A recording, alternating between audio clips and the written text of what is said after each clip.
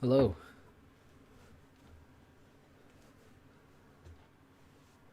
Hello, hello. Who's there? Michael's there anyway. Counting prime numbers or something. I don't know. What's up, Dan? Good evening. Adam. Ryan. Ryan, are you the guy who messaged me on Faf? What's up, Matt? How's it going? Chris. Archer, Thomas. Oh yeah, 9. You're right. It was a test. 9 is not a prime number. You're exactly right. You pass. You're here double. Damn, now I've lost a viewer, have I?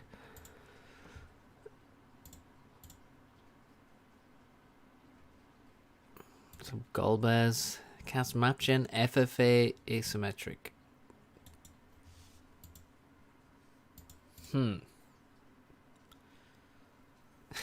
I see, Ryan. I see. I understand fully. So, Caradras. Slurring. Any games going? Did we watch Thomas play all these games on I can't remember if we watched those or if we just watched Blast Chilled. Please define Procaster. I am Procasters. I like them. Enjoy them. Casters are good and I am for casters. Alright, Adam. Right, Adam, here's the deal. We're gonna watch that game. That's the deal.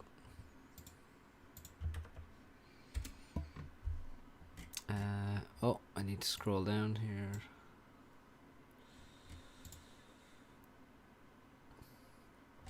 Something in Aeolus about SB being tilted. Sounds about right. I'm pro casters, yes. True.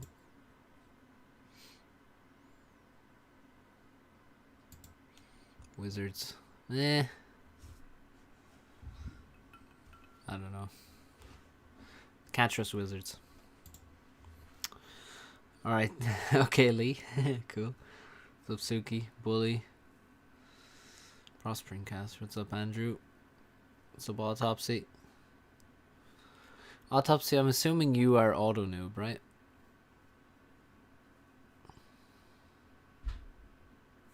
Okay, we clicked a thing. I don't know if anything's happening.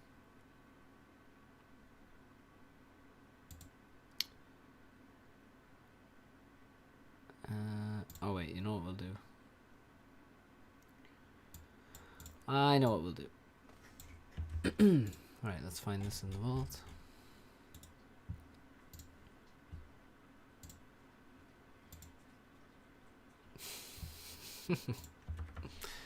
Bit funky, you lot. Okay. Okay. What's up, Maximilian? Don't know why SP is tilted. Probably just he's just tilted very often. Okay, what is what is this game you sent me, Adam? What is it? You haven't played today. You said you got a game. And then, I looked and then I thought, are you in a dual gap lobby? Huh? Is that what I saw? Oh, Ryan. Ryan. What's up, Reese? What's up, Thomas? Okay, what's going on? What's going on? What's up, Nicholas? I see. Okay, why do we see this? No idea. Hey, Falcon's here. What's up? Okay, so we got Storm Before Dawn. That name sounds familiar. Sheikah, who is the guy who works on the map gen, he also is the maintainer of the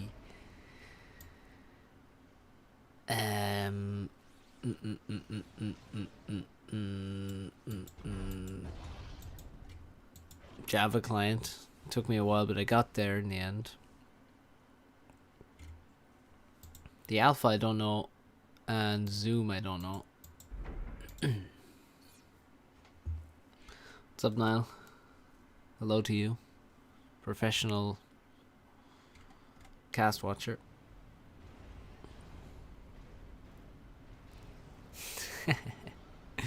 You're right, Swackle. It is. It is a dangerous game. Fuck's sake. You're alpha, okay. The alpha is Adam. Just doxed himself. Okay, this is wild now, to be honest. Okay, so again, we can see kind of what everyone can see. Adam can't actually see all this stuff, as far as I know. So this is asymmetric FFA, which sounds like a very dodgy idea on the face of it. Let's get a bit of music, but not too much.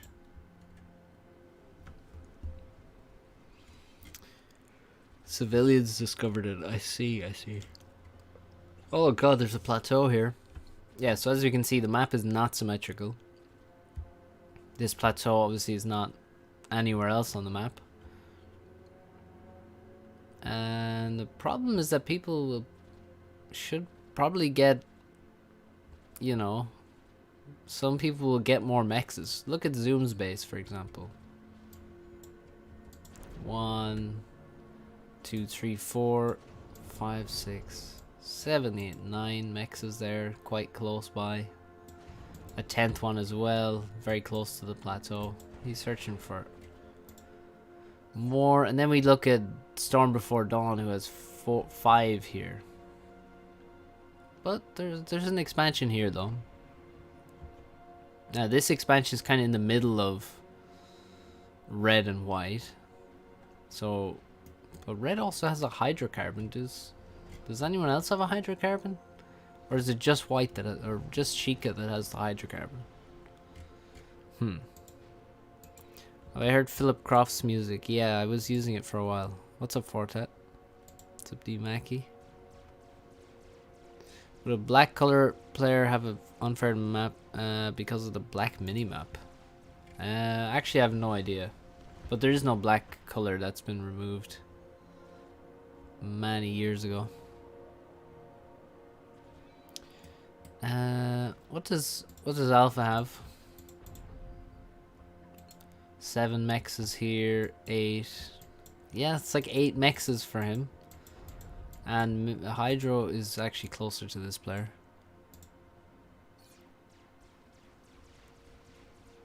What's up, Grimplex? It's designed to be unfair so people team up to fight the bigger guy. Okay. What is that ditch? Which one? This one? Yeah, the map is very flat. And then there's random puddles. Don't tell me Sheikah lost all the rating. Did Sheikah have more rating? I've only seen Sheikah around this kind of rating that I can remember anyway. FFA are all about diplomacy instead of actual gameplay. Well, you're not totally wrong there. I don't know if there's really any coverage of the FFA tourney that happened. That was a truly epic tourney. Red and white fight over the plateau, and there's loads of resources here. Holy shit. Okay, there's 7 mexes so far. There might be more here. 7 mexes and 2 hydros up here on a plateau. He was 1700 at some point. Alright. Well, that's around 1500 to be honest. but okay, yeah. 1700. Wonder if there's ever been an asymmetric map in the map pool. Not a significantly asymmetric one that I can remember. Casting Gaelic, no, I can't. I need to work on my Irish language skills. It is something I want to improve, but yeah, at the moment I am not really capable to my great shame. There's Zoc coverage of an FFA tournament. Well, that must be it then. These players are very aggressive. Look at this, a ghetto gunship from Zoom. Alpha is just destroying Zoom completely. Has a couple inties to deal with the half of the ghetto. That's here. Asteria, was that majorly asymmetrical?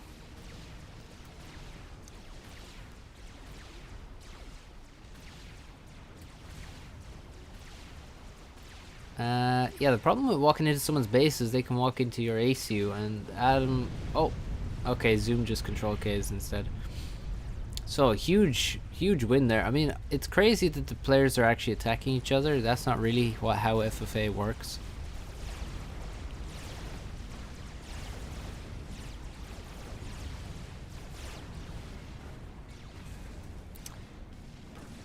Is that on Zoc's channel, by the way, that coverage?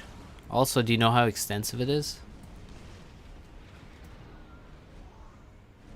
That was an insanely epic tourney, to be honest. That was something that... Oh my god, the T1 bomber snipe is absolutely brutal. Yeah, I really don't know if that could be repeated.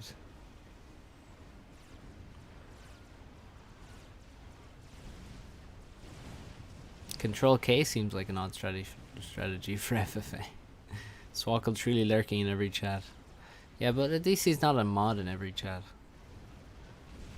You know, that's the advantage. He's dodging like a pro, but there's just not too many things to dodge.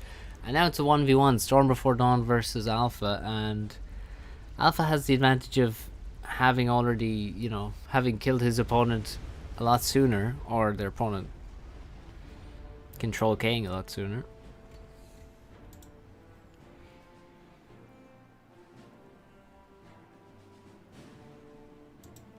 It was point and axis symmetrical at the same time. That just doesn't work. Still have OCD.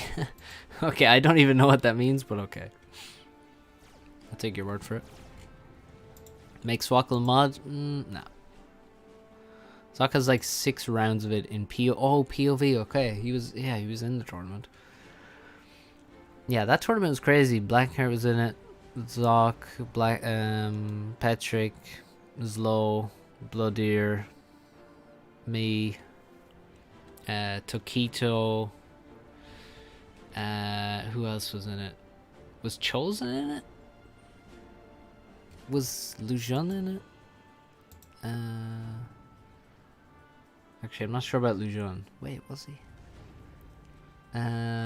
Who else? Yeah, that tourney was crazy. Okay, so now it's a 1v1, and really Storm seems to have just be way behind the units. Yeah, Alpha with 34 units. I mean, there's nothing up here. This would be huge to take. Who is even mod? Mozart and Scoot. And we don't need mods here. GG says Storm Before Dawn. This expansion is getting overrun, and the game is quite over. Asymmetric FFA. Should be casting Grimplex versus Swackle games. What's up, Swackle? Did you lose some games to Grimplex? Is that what we're hearing?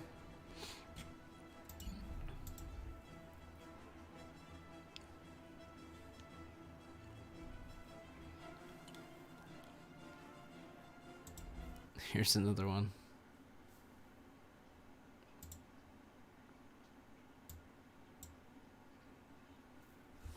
Alright, let's try one.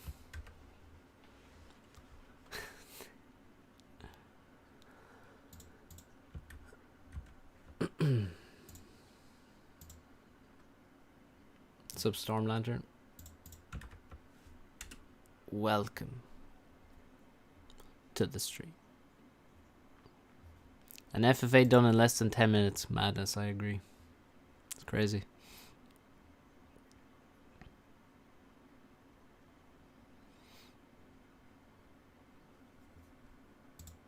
Alright, let's see this.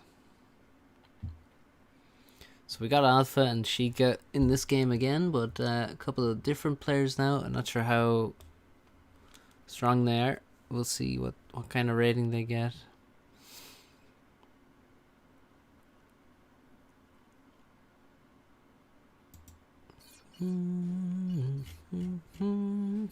Nia 1600 and Gazelig 1k.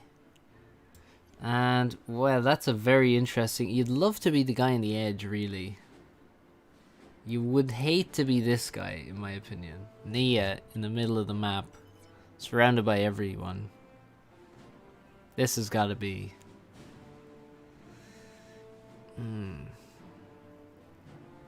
This has got to be. Yeah, Nia says, looks sad for me. Gotta agree. They at least seem to know where the others start, I guess, or well, I'm not sure actually about that. Okay, we got loads of mountains on the right side. Nia only with one land scout. I would definitely make 2 land scouts. There's a nice expansion. Oh, look at all this mass at the top side. So Nia could potentially get a quick win over their 1k rated opponent and take half of the map here, and there looks to be tons of resources on the top side. On the bottom side, it's looking a bit sparse. I mean, if we look here, there's like 1, 2, 3 major expansions and mexes in between. None of that for the bottom players, so they're going to be struggling. They just have mountains. Just yeah, kind of rough. The bottom players need to truce up immediately and move north.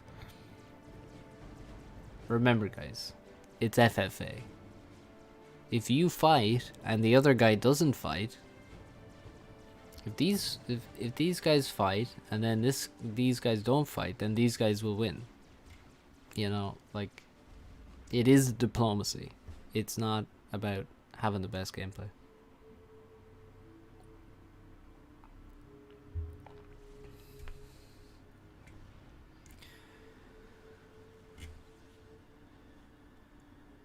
Well, so far the 1k is doing quite well. I mean, he has no units, so he's playing pretty much exactly how you should play in FFA.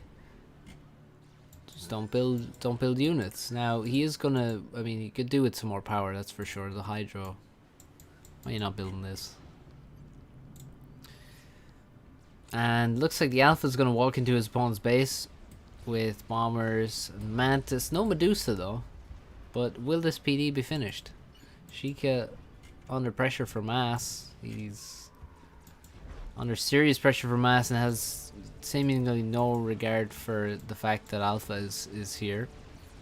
Now he has to return to base. He's going to be late though. PD not even close to finishing. And Sheikah's just going to lose his base now. Is that a capture? That is a capture.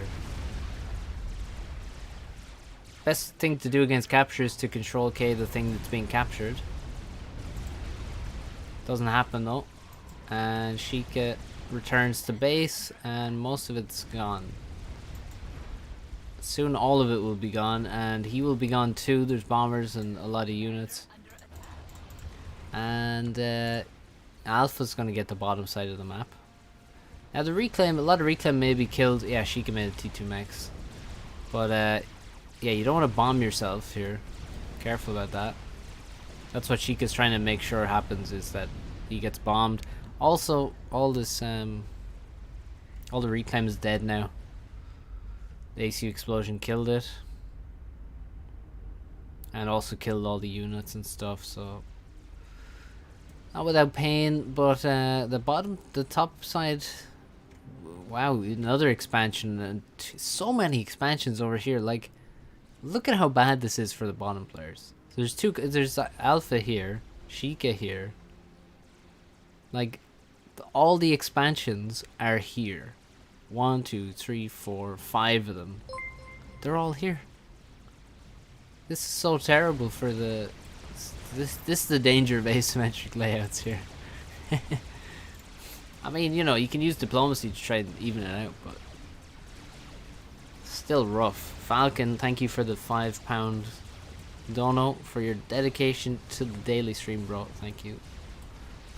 And who's gonna die here? Nia's gonna die here. Gazelig is crushing. He's got a million units, he's got gestures, and now he doesn't have a million units and gestures, but he does still have his commander, which is a critical thing to have. Nia is dead, and location win this game, says Nia. Nia has no clue how bad it was for the South players, but certainly the blue player got the best spot. That is, I mean, I'm not arguing with that. However, for Nia to blame that loss on positioning when, you know, Gazelle, when really the bottom player spots were worse, I don't know. You should really be communicating. You need to be in the chat.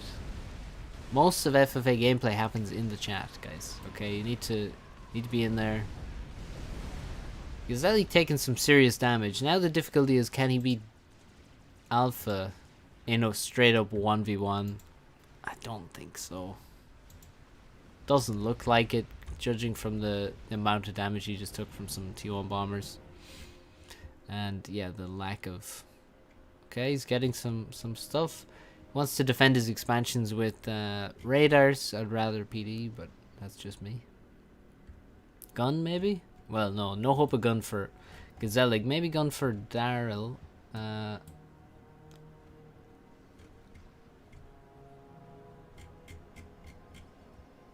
Alpha, does he have... Well, he's got a lot of map to take. Still got a mechs here, and got some T2 mexes, making a lot of air planned. FFA, most of FFA gameplay is complaining in chat, correct? I mean, not so much here. There's a small amount of complaining, but you'll notice from the highest rated player, you see, that's shows the skill really, where the skill is.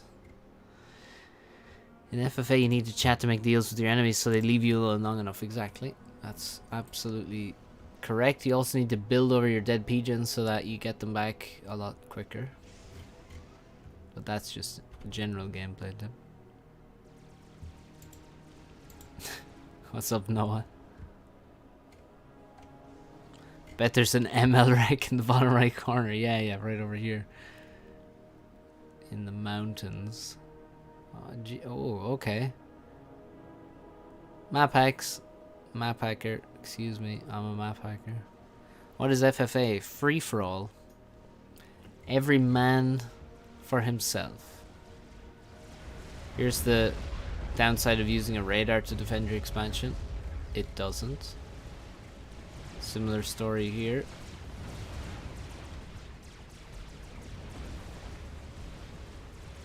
Oh, loads of power over here. That hurts. And this game is over.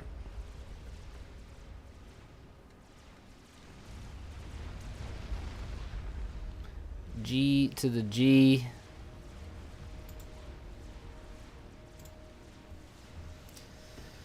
Does building overwreck give you half the building if the reclaim is damaged? No.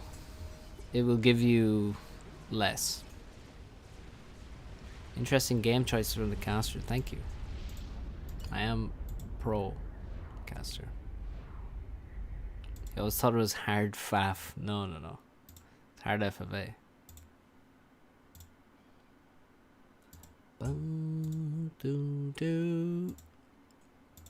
Oh, sorry, Adam. That's all we got. I mean, we can't take too many requests from the one person. Now, if those two games had been truly beautiful and amazing, then we would do it, but I'm sorry to say that they were simply you crushing. So that is all you get for now.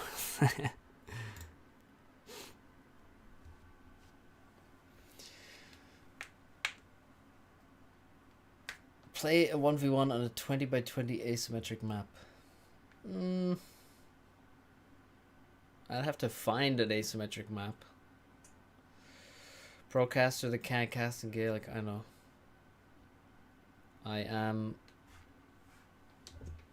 ashamed.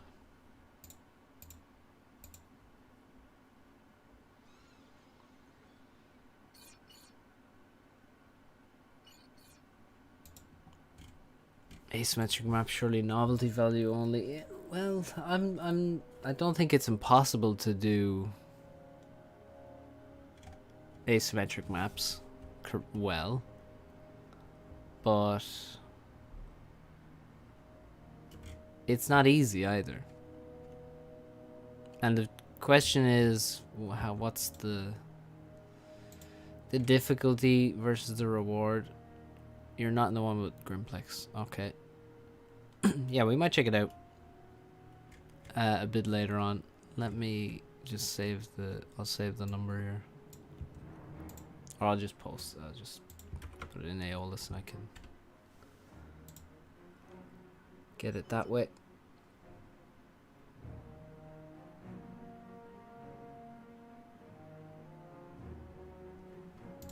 Oops.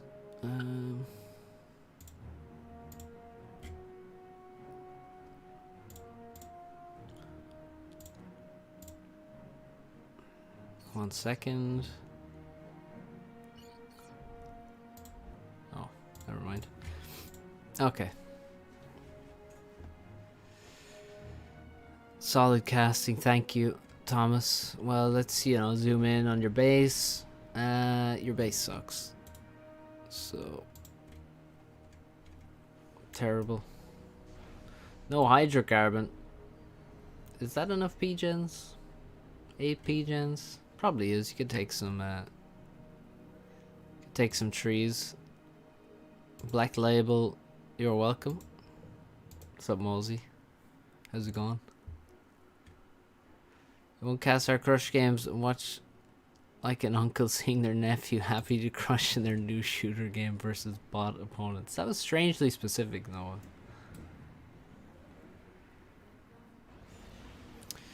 If it's not fair, then players won't come back. Yeah.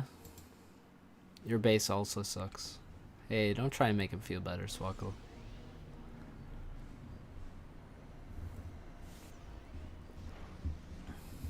You made a map, Arma.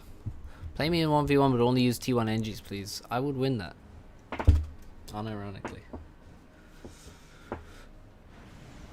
I would build T1 PD until you die. I'm so baked, it was such a specific imagination. Going great since I don't get my games casted anymore, Kevin. Let's see the those reclaim patches that people are talking about. 69,000 reclaim, okay. Ooh. I would build Janus team, okay. Okay, maybe you'd win. They're pretty good against T1 NGs. Okay, bit of a... Whoa. Bit of a whoa. That's a ramp there. So yeah, a lot of reclaim. Weird patches of water. Interesting expansion there. No idea what that's about. I mean, it's map gen, so that's what it is, but not sure what the story is with this map. I think in general the tree group thing on map gen, a bit much. The overall levels of reclaim, they're variable. It's not so bad.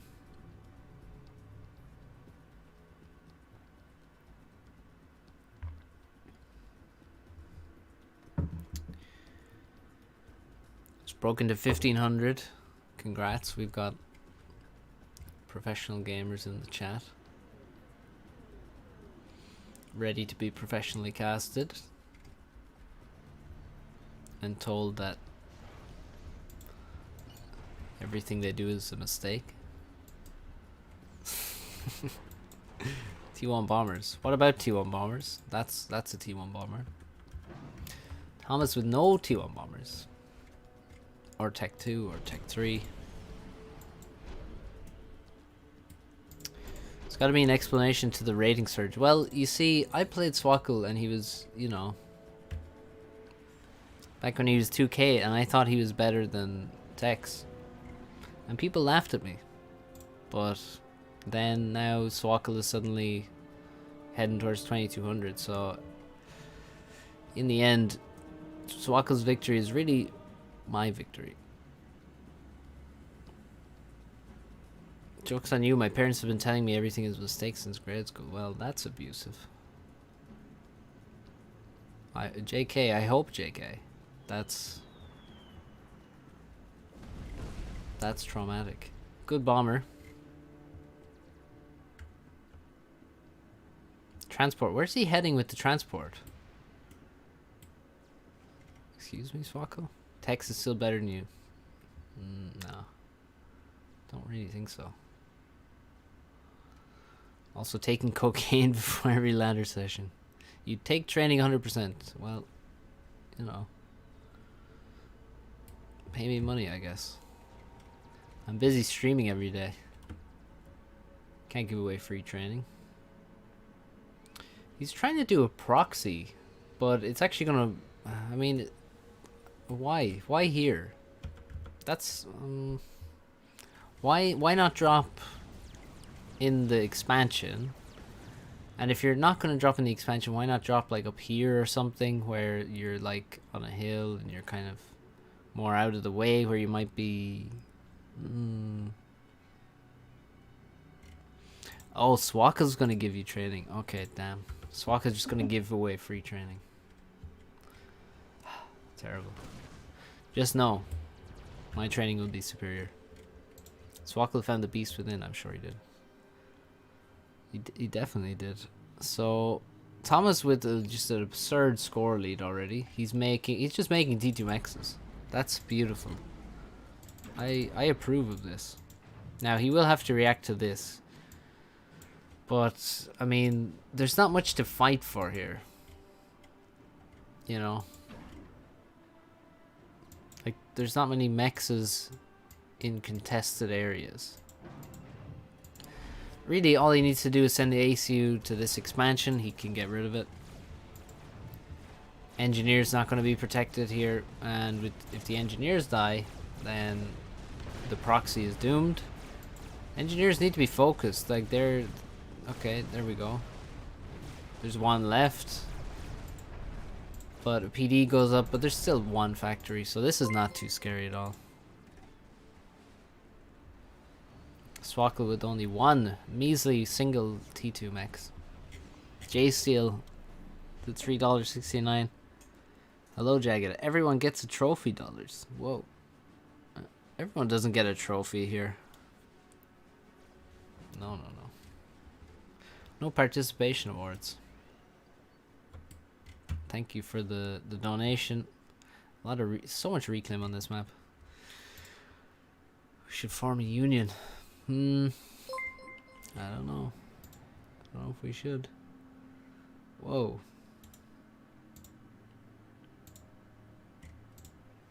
Noah Maddock donated $15. Enjoy portion of gains today and don't ever say I ain't give you shit.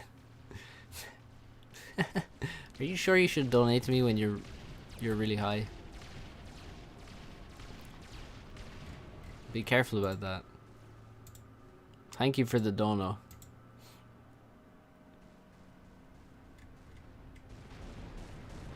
And if you don't want Swackle's free training, then you can get some of my training.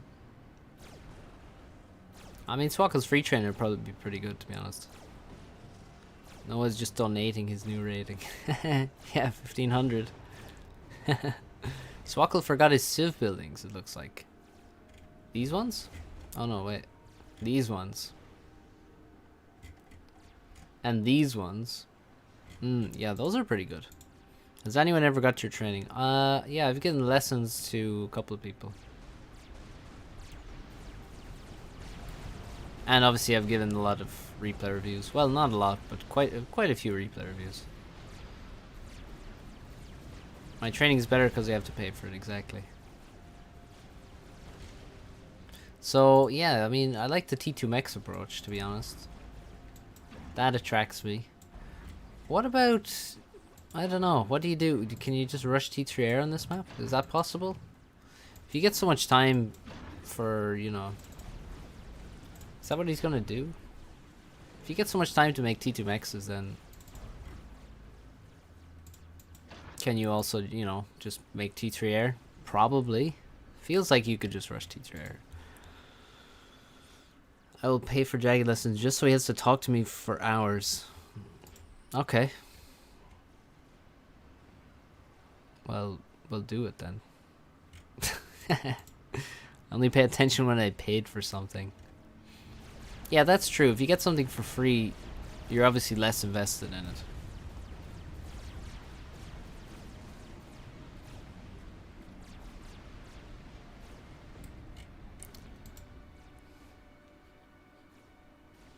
Expensive therapists? Not really. Therapists are expensive. So, if I'm an expensive, no, you know, no.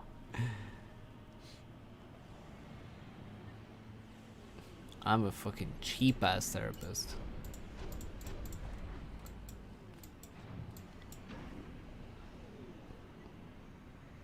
But no, I'm not a therapist either. So. But that is actually a path I was looking at going down in the future.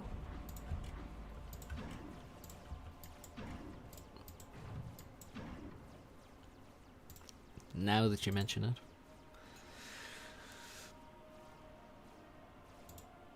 People have been complimenting my voice lately. How about you pay me too? Is this me speaking about my stream? I don't know. You don't know how much I charge for training. It's like 20 euro for like an hour. It's very, you know, seems reasonable.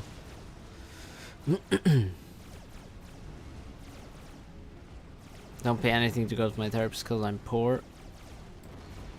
Yeah, but it's like, you know, the price that other people pay probably subsidize your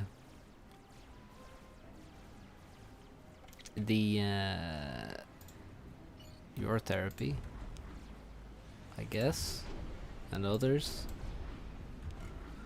T2P gens can't spend his mass. He's upgraded all these mexes, but he cannot spend it. So just upgrade more mexes. But now they're dead even on mass right now. Swaka's realized the game is all about making mex upgrades now, so he's, you know... What are the tax on the training?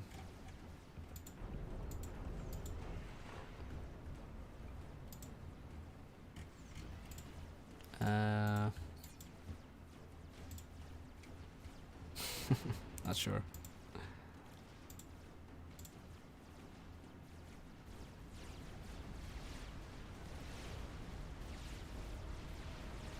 Is it me, or does the bottom of the map look more shiny than the top of the map? Well, you're noticing the important things. It looks like Thomas has way more air. Where's Swaka's Air Force? He has six hull inties. 6 inties versus 50. So maybe Thomas could use some T2 air units, perhaps. Maybe some gunships. He's using T1 bombers, but that's it. No gunships.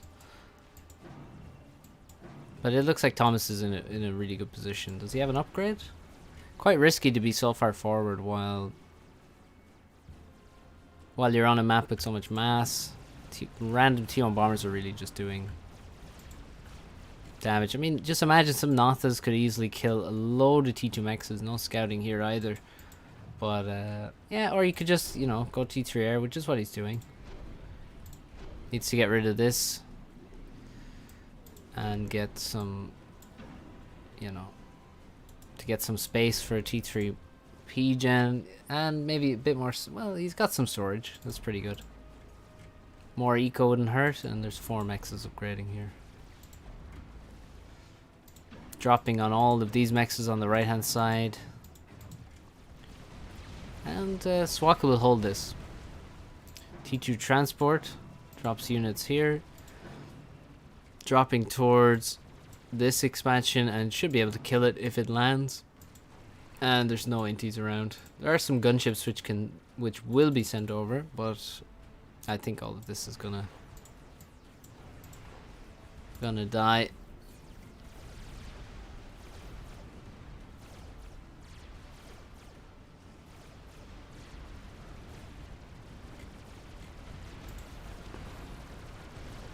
How much reclaim left? 48,000, so not much of it taken, but it is a lot of it's in these smaller rocks. But yeah, people are not doing too great a job taking the reclaim, and only 1 T2 mex died from that T2 drop, so that's a pretty good result for the gunships and for Swakle. He's 50% to T3 air. Thomas is 85%. He's made another T2 P-Gen here. Yeah, he's a bit late on that, I guess. And yeah, this is map gen and ladder. Exactly, Mosey. Bit of mass storage wouldn't go astray.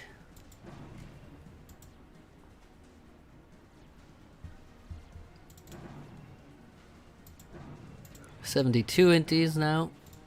And Swakle has doubled his inti count to 12. Good stuff there.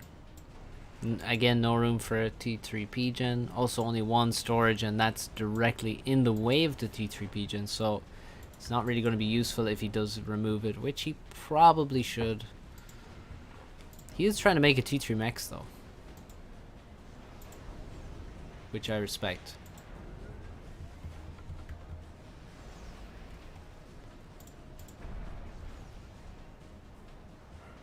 What I'm wondering is where the T3 P-Gen is going to go. Let's look at Thomas's.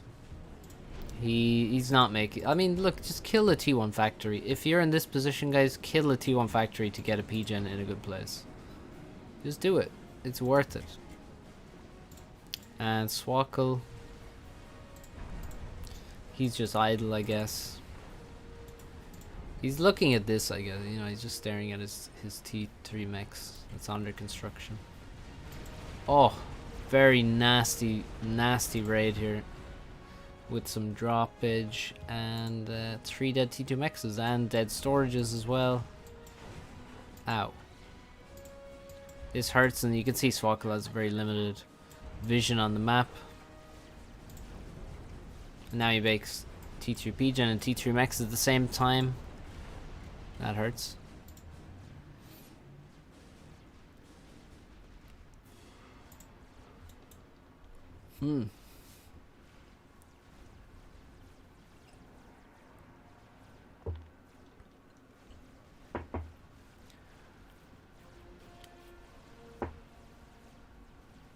Thomas is probably going to make a strap armor and kill everything outside Swakle's base.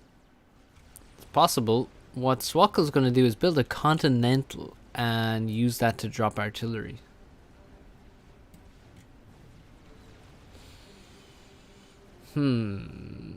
That's cool. Let's see what this looks like on radar.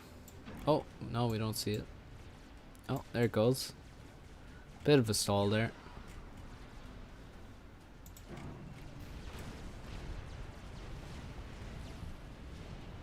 Strap bomber. 12 kills. Major power stall. T2 mex is dead. That's some good damage on that strat. Where are the artillery from the Continental? Oh, there they are. Strat still lives. The ACU, is he gonna overcharge this? Where's the overcharge? Oh well, they're all dead anyway. Oh, T3 P-Gen does go down though. Holy shit. Okay. But will be rebuilt quite quickly. And Swoggle has a strat now, and his Continental just returns home casually through the middle of the map. Alright, T2 Navy is up as well. T3 Mechs, second T3 Mechs maybe? No? Nah, he probably needs to replace the T2 that he's lost. But yeah, all these Zoos are a bit of a problem for him. Oh, Dead Mechs is on this side as well.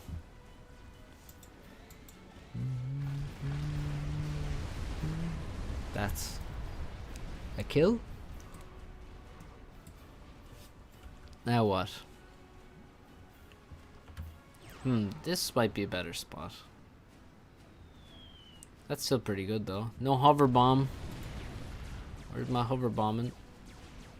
Thomas is just stalling massively. Doesn't care. I mean, all you have to do is like pause some of these NGs for a little while and get your PGen finished. But now he's still stalling, and he's gonna lose T2 Max, another T2 PGen, while still hasn't finished this. And where's his ASF? There they are.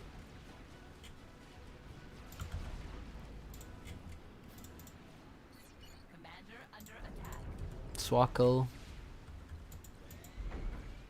ACU has relocated. How did the Strat Bomber get so much damage done with no air control whatsoever? Thomas's Strat is still flying. Is it? Or is it, did I lose it already? Oh yeah, where did it die? There it died. What's up, Tex? And that's a dead cruiser, I assume, in the water. Yeah, destroyer needed. Stop building cruisers when there's naval production in the pond. Need some destroyers, and the destroyers can clear, you know, that expansion and stuff. T2 land, making some ground. But again, not many. There's no targets for the T2 land unless they go in this direction. This would be a better direction to go with the land, but let the Navy deal with that. Just random cancer everywhere. Zooies and things. Is that a line of mass storage? Swoggle. What happened?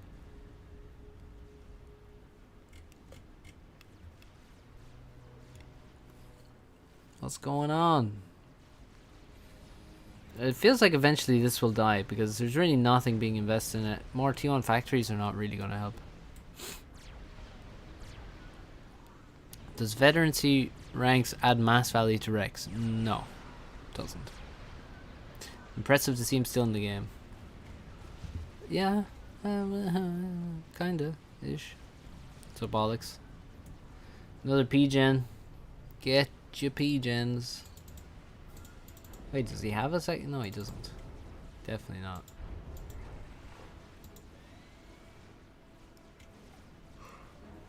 Oh, look. Why am I yawning so much?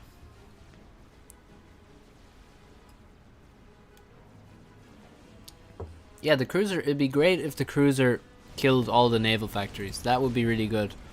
But he didn't do that. So it's not good.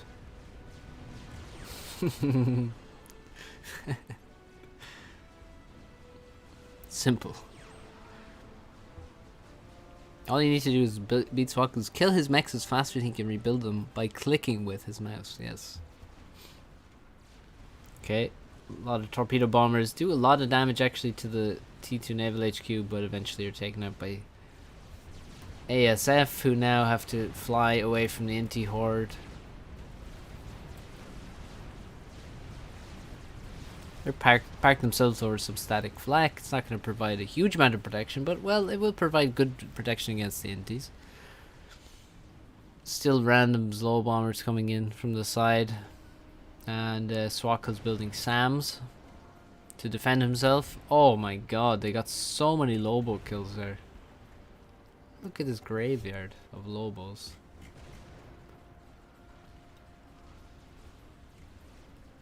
T3 mechs from Thomas. Better late than never. I mean, still never on the T3PG adjacency, but you know, he's still learning. Finally, this expansion is dead, and that's really just terrible for Swapple. You can't afford to lose this, and not have gained something elsewhere. And that's a Continental with the ACU involved inside of it, and the ASF have found it, locked on, and will eventually shoot it down. Yeah. GG.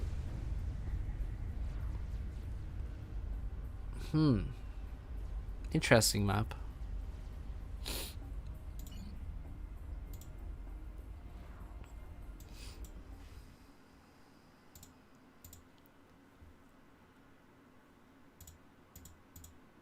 Oh, I'm tired. I'm very tired. Okay, let's see. There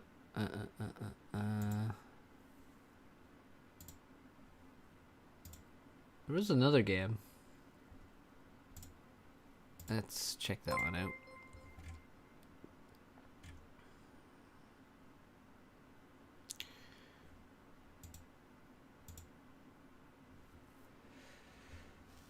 Arma's hosting a lobby with a 20x20 map that he made. If people want to check it out, Xenoxus with the 666 zloty. Thank you very much for that donation.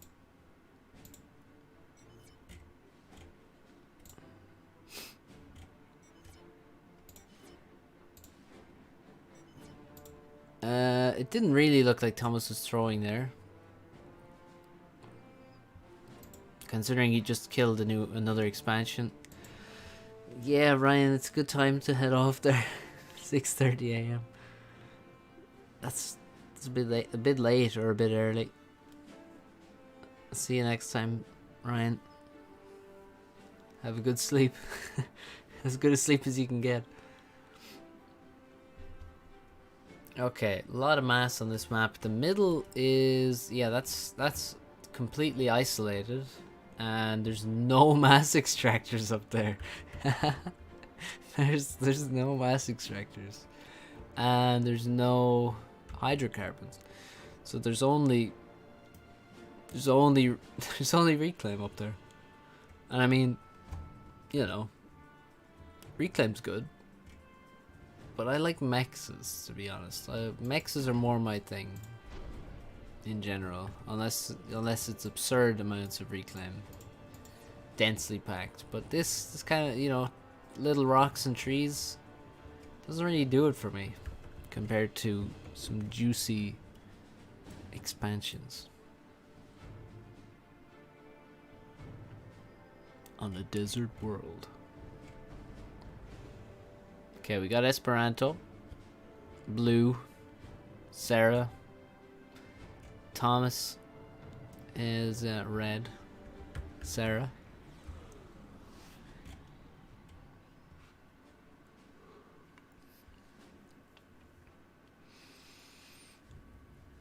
Yeah, you might be right, Peter. I mean, maybe. I mean, I don't know. I mean, maybe. I think people could nick little ideas about maps, you know, and put them together into something more cohesive. Maybe. Stuff that just pops up in Map Gem.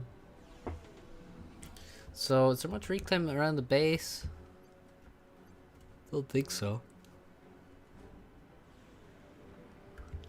Not a huge amount.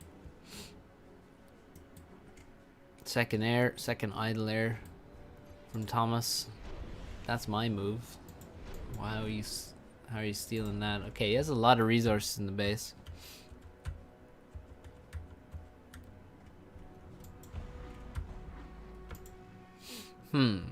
Yeah, but, well, yeah, I mean, that's definitely doable, Alex. You could definitely set a map up like that, where it's very easy to get the proxy going. It's not really a threat. Just ignore the plateau if you don't need it. Yeah, I mean, the problem with the plateau is that you have to invest in a transport to get up there. Then you have to build a factory, and then you just spam engineers and try to reclaim, and you just see if the other player is up there. If they're not up there, then you get reclaim for free, and it's worth it. But yeah, ACU probably goes to the side because you can see there's a big gap of resources here in the middle. In this position, there's no expansion, and then you have this expansion next to the main base. So you have this expansion, then you have like one mechs, which is kind of irrelevant, a hydro mechs, and then you get to the expansions. So AC will move over here, he'll set up shop over here somewhere, and then the other AC will do the same, and you'll get probably quite a static game, I would say. Or it will come down to, you know, well, it probably, you know, I don't know. It should be pretty static, to be honest. The game should stabilize in about 3 or 4 minutes once they get the expansion. How many times do you need to run the map gen to eventually get settings? I don't know if the settings allow for settings. But we have actually, I played I played a team game on the map that was, I mean, it wasn't settings, but it was kind of like settings.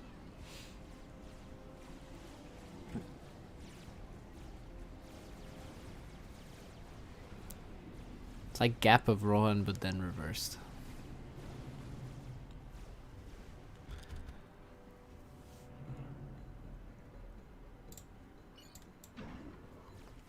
See what Thomas sees. He's got all of his air scouts in the same position. That's a really, you know, triple E intel there.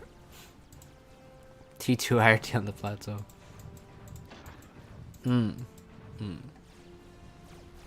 Already got Astro Abomination versus Low, so maybe more likely than you think. Right. Yeah, I know about the land bridge one. Yeah, that's what happened. But no, I don't think I saw your game versus Low. Not that I remember anyway. Let me check the Library of Babel real quick. Okay. T2 Mexes from Thomas. Thomas likes the T2 Mexes. Thomas is following the way of the mechs, which is indoctrinating burgers these days. It's very boring. Okay. PDs. NGs I dropped on plateau died to reclaim. Oh. That's sad. Oh god. RIP. They're still smoking.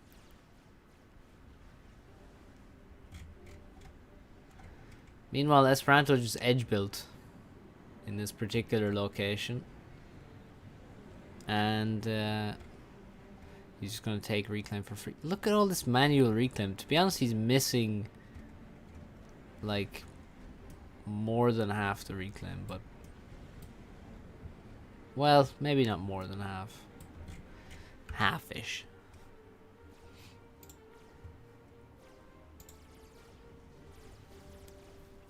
Reclaim can kill NGs, it can, yep.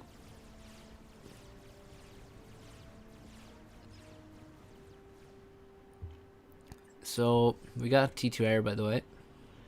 T2 Pigeon done as well. Bit less economy maybe for Esperanto. T2 Air from Thomas as well. And Thomas completely loses air. Well, actually, no, he lost some air that was kind of out of position.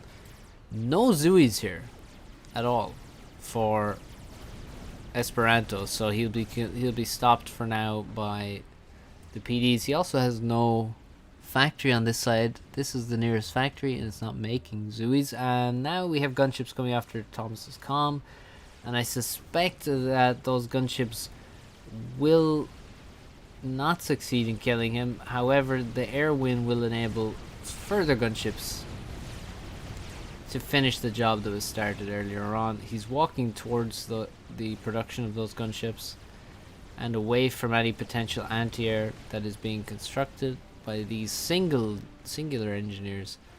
And his anti-air has also left the area, and I think he's not gonna make it. His anti-air returns and is swiftly killed by the gunships. Anti-air he's building, killed by the gunships before it's completed.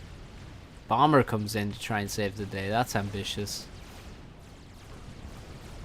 Can an ACU die by landing on reclaim? Well, an ACU... Oh, okay. What? An ACU can die by landing on some bad terrain. I'm not sure if they can die from reclaim. I suppose they can, though. I would imagine that they can.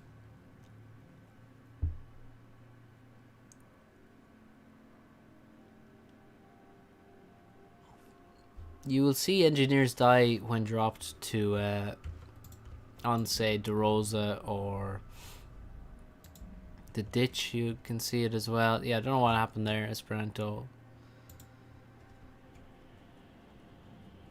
I don't know. Don't know what happened.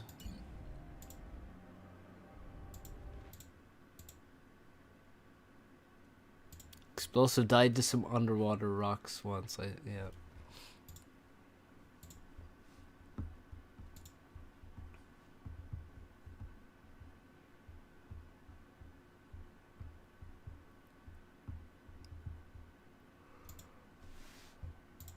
Oh, I can't stop yawning. Oh, got barely any sleep last night, to be honest. Well, really, I got almost none. Can only imagine Pepsi really had to go to the bathroom. Maybe. Tactical control K also a possibility. Hey, Swackle. Got you already. We're already there. So part 3, have an abomination game on Palms. Well, I think we're probably gonna cast this game and then we'll see how tired we are at the end of this game. Maybe we'll cast that.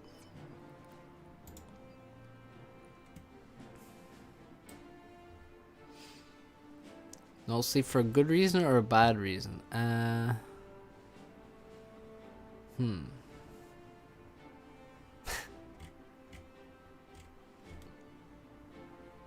Bit of both.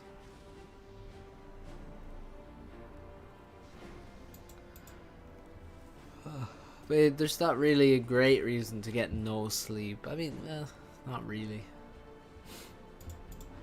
But we'll catch up tonight.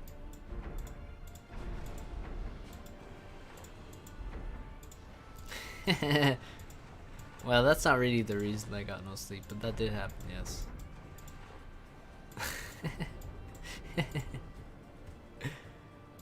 Okay, Swackle is UEF. Thomas is UEF. Is he somehow choosing mirror factions on ladder? Someone get this man some cocaine dollars. Cocaine them. No, I don't need cocaine. Don't need it. Don't want it. One does not simply catch up on sleep. Now that's an old meme.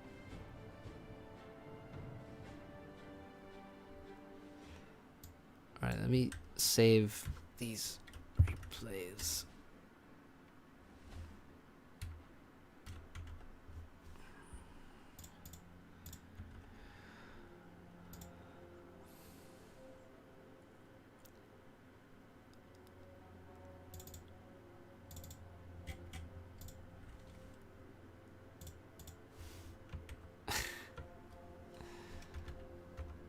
Yeah, no.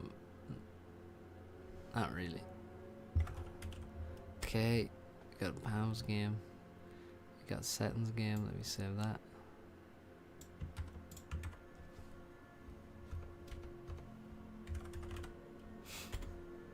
that. They do, yes, Andrew.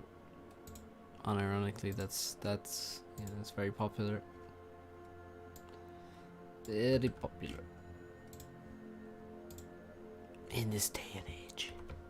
In this day.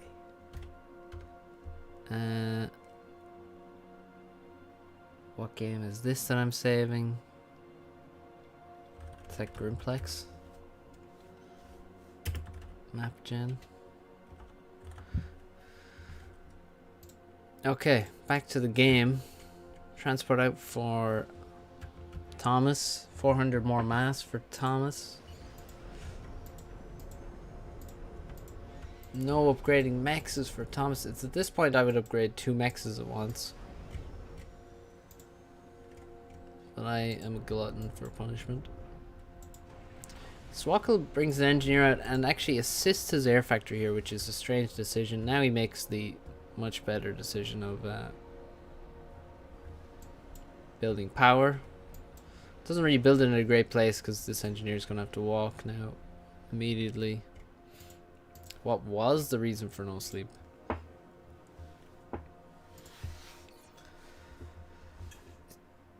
Just drinking.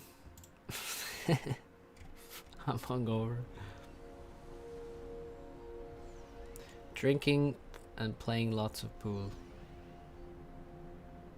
And then just being unable to sleep. More cocaine, faster mixes. Okay, okay.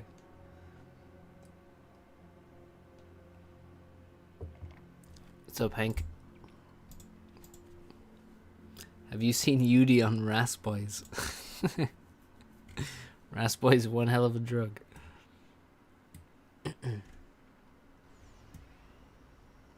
Okay, 3 engineers on this island and 3 more being sent in this direction. Bomber from Thomas on its way to the island to do some raiding. Psychedelics. Done some of those.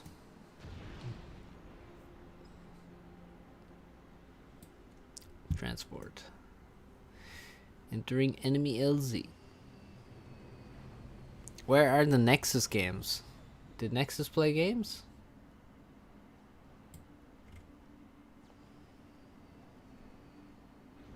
Six engineers versus 3 seems pretty good for the 3. Also, one thing you want to do when you're dropping these kind of proxies is do not build on trees. It's going to be a long time before this factory is built. Not only do you have to reclaim the trees, but your engineers will walk into the path of the factory. Now they have to get out of the way of the factory, and then you can start building the factory. Let's head over to see Thomas's factory. Oh, it's almost done. Cool. So yeah, don't build on reclaim, especially trees and stuff. But just don't build on reclaim when you're doing this kind of stuff. What's up, Banana? How's it going? Swaka looks to be way behind on mass right now. Where are the T2 mexes? Huh?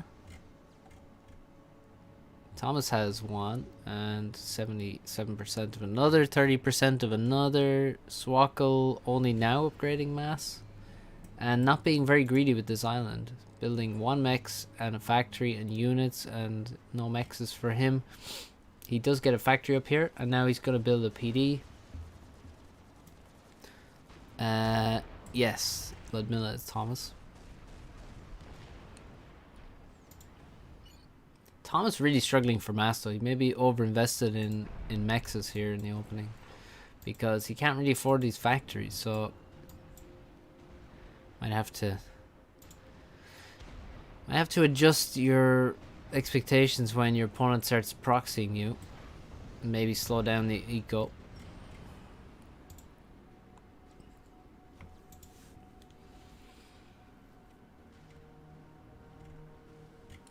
What is this transport doing exactly? Oh, getting all up in my face. Drop here. No drop here. He's gonna... Okay. Okay, so we got a drop here. It's very difficult to tell what the orders are, but it's like a drop here, then a move to here, then a drop there to steal an island, then a move to the back. And then drop on this island. So, okay. Fair enough. Looks like Swackle's quite slow to this island though, as a result. And Thomas now 14k mass to 10k mass. Only one T2 mechs, the second one not even started. Only one naval factory as well. Thomas now ahead on Navy. So overall Thomas with a way better start, although he has been a bit lax in dealing with this, I would say. But he is dealing with it. Also, once a frigate comes in, this is really dead.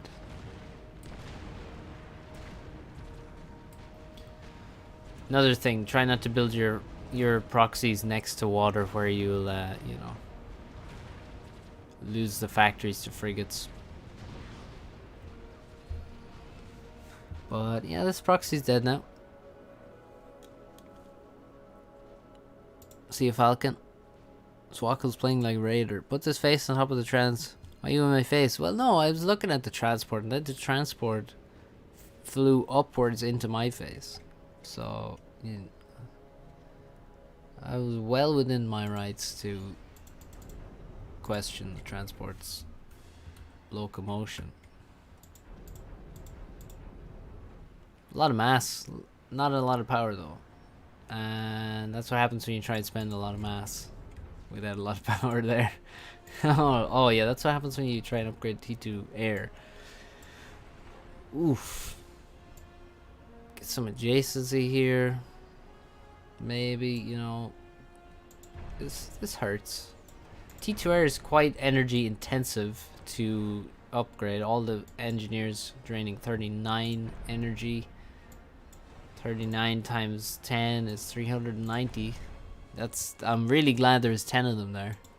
Made it a whole lot easier for me.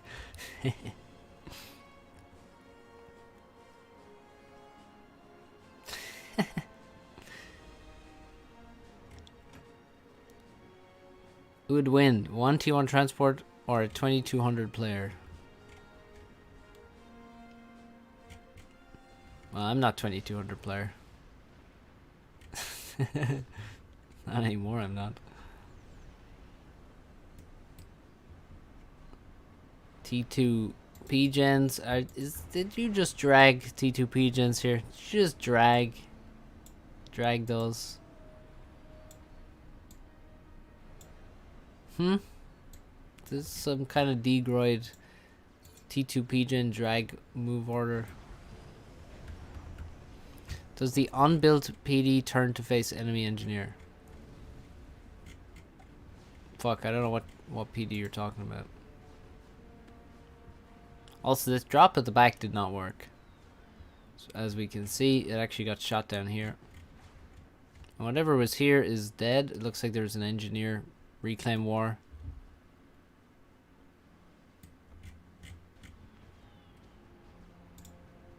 Schrodinger's transport. Could go anywhere until Jagged zoomed in to check. Oh.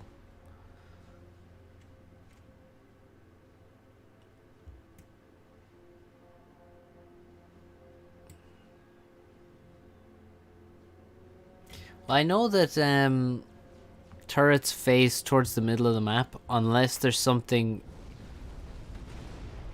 close by. Not necessarily within range, but just close by, I think. Although, wait, is it close by or in range? I'm not sure.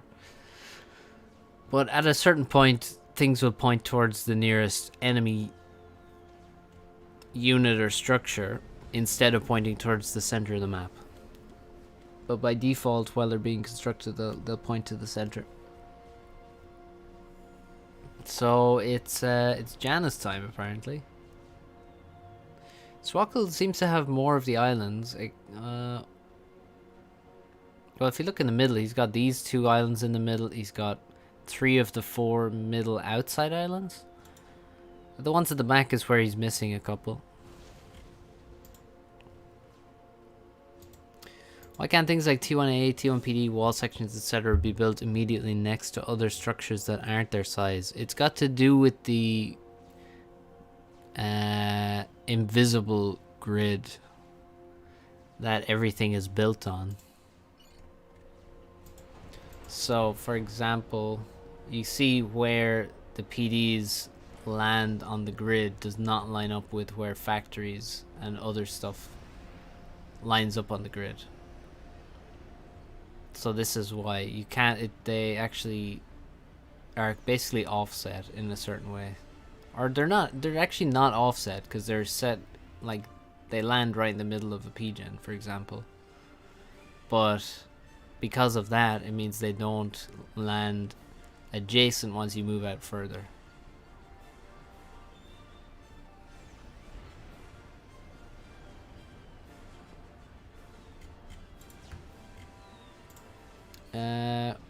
Any T3 Maxes, Swackle?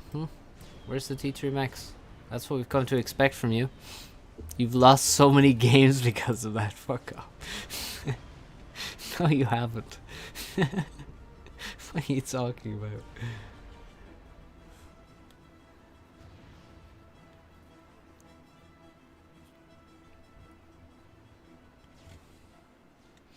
Okay, the Janus are here, but they have only bombed some random frigates so far. I would repair them back up. You know, look, he's lost 200 HP. Okay, invest in the air staging already. God damn it.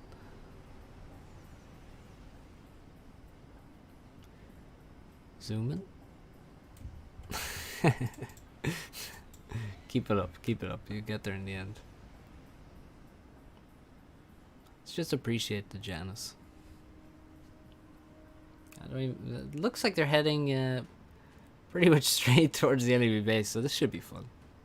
And we can just relax now. This is peaceful.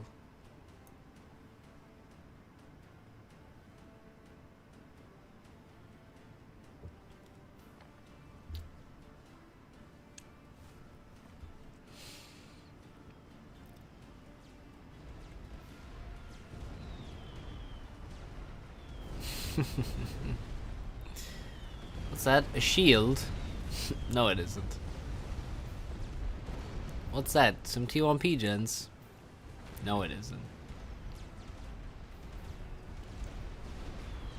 Oh, T2P gen, you say?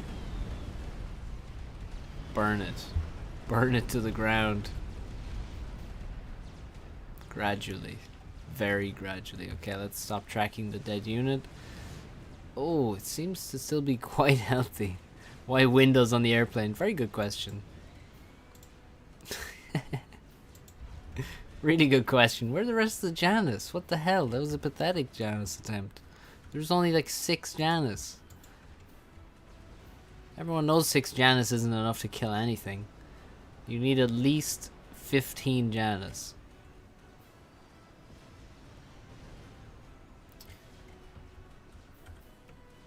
It is a robot. That was a suboptimal attack. I agree. Now here's a more optimal attack. Some artillery. Okay, tanks are probably not very useful. But is he gonna kill this? He is. T2 Max goes down. Some of the mass gets killed by the bomber as well. And the tanks get some veterancy. Frigate's pretty good against T1 land, I will say.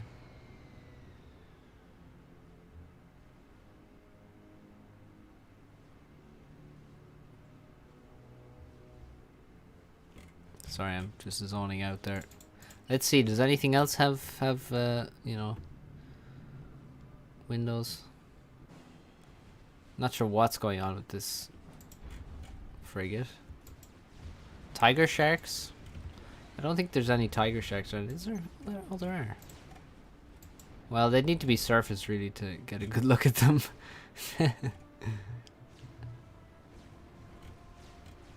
Well, whatever. Where's the Janus? That's really what we need. There's definitely... Is there a window on this? Yeah, there you can see there's a cockpit. It just looks like a regular fighter jet.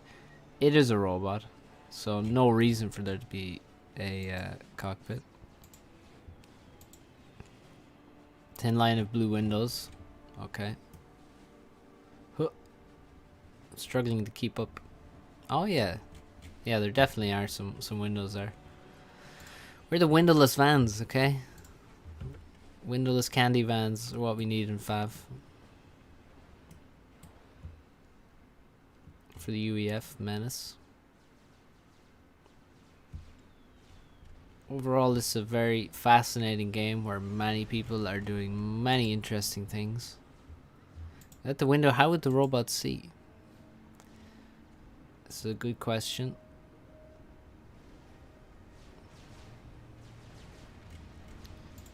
Can a robot commit war crimes? Another interesting question. Oh, there we go. Any windows on the T3 Mech?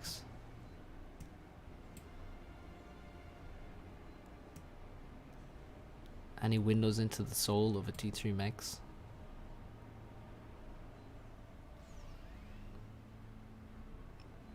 the hell happened there? Okay, I think Swackle's winning. Pretty sure Swackle's winning now. Good stuff.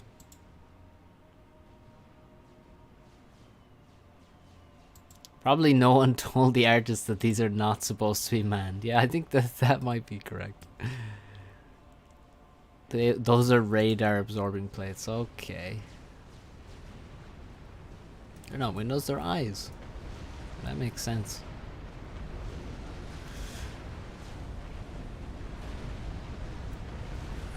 Not sure what the point of this fight is. I mean, except for Swackle to donate mass to Thomas, that seems to be the only potential outcome.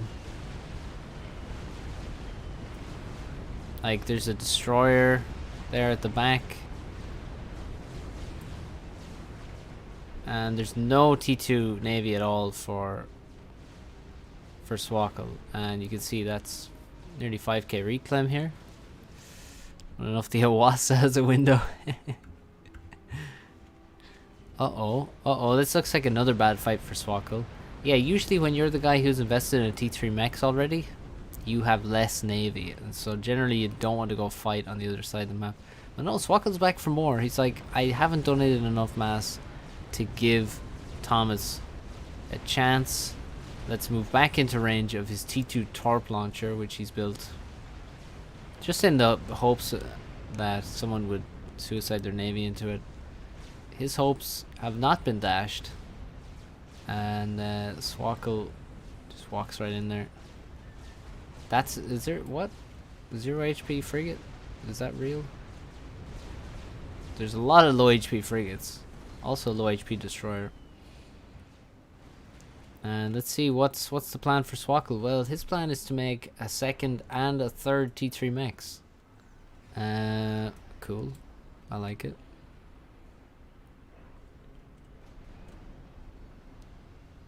And T3 Air. T3 P-Gen adjacent to T2 P-Gens. If only that would reduce the power cost of a T3 P-Gen. It doesn't, but if only it did. T3 Mechs now from Thomas. In response, and maybe T3 Air in response. Thomas playing reactively, we'll say, generously. 6 destroyers. And a whole lot of reclaim for him. T2 on the ACU, keep him safe. A lot of anti-air on that island. No anti-air at all on this island for some reason. And Swackle takes the lead in mass. He is certainly far behind in Navy. Really needs to finish that T3 P-Gen like 2 minutes ago so he can spam the crap out of torpedo bombers. And he seems to have lost the entire right island right now, which is understandable when he has very little Navy. Torps coming in. Torpedo bombers are very, very, very good against T2 naval ships. I mean, if you have enough of them, they're great against cruisers, but if there's no cruisers, then always target destroyers. Never target frigates with your torps if there's a better target like T2. Because frigates just have a lot of HP for their mass. 2 low HP destroyers, and he's going to lose 2 destroyers here. 1 full HP should escape, And that's a bit of a... Well, damage was done. That's not a pure donation like what Swackle did.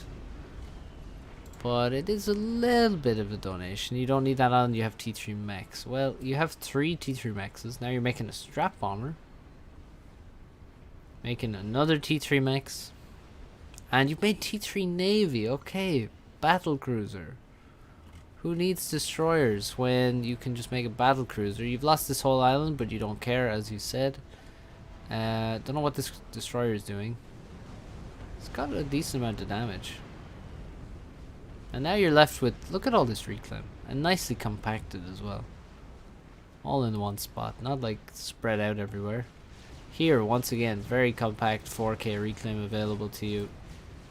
And Thomas has now retreated. And just released all the pressure on both sides of the map. And allowed you to get... And now you're just working with extra T3 mexes. Now you're going to get reclaim and you have T3 air. Where's your strap bomber? There it is, in the middle. Be nice to strap bomb this thing. It does have 2k HP. But yeah, Thomas released all the pressure now. So you're on your way to bomb this. Thomas, I seen T3 air and decided not to make it because it's dumb, but you have made it now. I guess. I don't know. Does sonar have a window? Do battle cruisers have a window? Well, let's see the sonar. Slow this right down. I don't see windows on that. Don't think those are windows anyway. They look like vents, I guess. Just a lot of vents. And battle cruiser. Does Thomas know T3 navies here? Well, he's sending some scouts in. Where's the BC? Here it is. Yeah, battle cruiser definitely has windows. There you can see them. Most importantly is yeah, they're there. Hello? Excuse me? Who the hell is in there? Who is in there? Answer me. Those are speed holes, okay. Strap bomber with 6 kills. 2k mass killed. Not a huge amount of damage there. And it's alive. 237 HP. It can potentially get several more kills. If it's microed, it needs to be drop and then just fly in this direction. It is being microed, I think. Oh, it's flying towards anti-air. Even that much static T1 could be dangerous, but actually got a vet, that's why it's still alive. It might have died otherwise. It goes towards another anti-air. Survives on 300 HP. And he heads back to base, and Thomas gives up the chase with his inties. And the strat survives and heads back to air staging, where it will be repaired to full health. Swackle is working on his second battle cruiser. My god. No kills from yet, but look at all this reclaim still here for Swackle. And he's retaking this island. Time to eco that up a bit. Just lost a terrible game. Sorry to hear that. I'm very familiar with this feeling.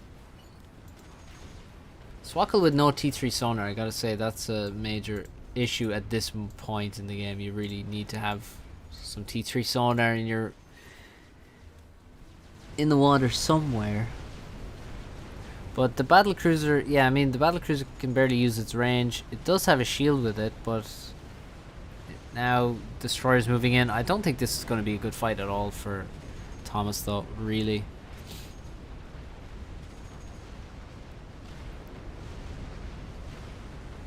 He does take off a decent amount of HP from the battle cruiser, but obviously no way he can actually win this fight. I think the battle cruiser could have done more damage than it did there. Strat is repaired and moves over a cruiser. Yeah, it does. It will survive this pass, but... Or will it? Oh, it's so close to death. Down to 450 HP again without dropping another bomb. And now it's headed after... Oh, is it going for this mechs? No, it's not. It's going after this one. Which is less valuable. If he got this one, it would have been absolutely amazing. He would have killed half of T3 mechs. But he didn't, and he didn't land in the water either, so full veterancy, or full mass left in on the land. Thomas grabs that quickly. And the battlecruiser getting surrounded a bit. 2 destroyers on him, and he's losing a lot of HP. This is not how you want to use a battlecruiser at all. This is extremely bad micro. Doesn't help when you don't have T3 sonar to actually help you micro. Yeah, that was totally unnecessary. Ricky.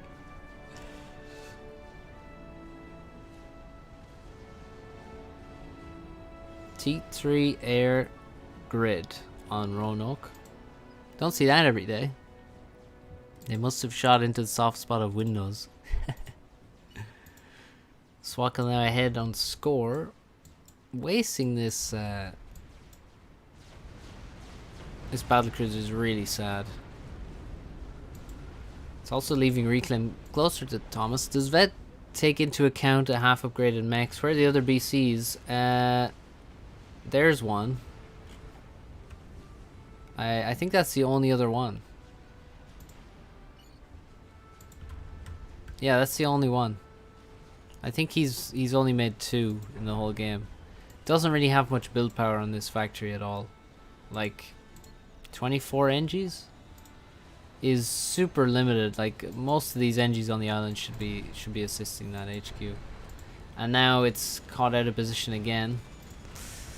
Swakal needs to play a bit of settings, I think. I don't think Vet takes into account the half upgraded mechs, actually. But I'm not sure. I don't think it does anyway. Could be wrong. Why don't we have critical hits in FAF? All hits are critical and should be avoided.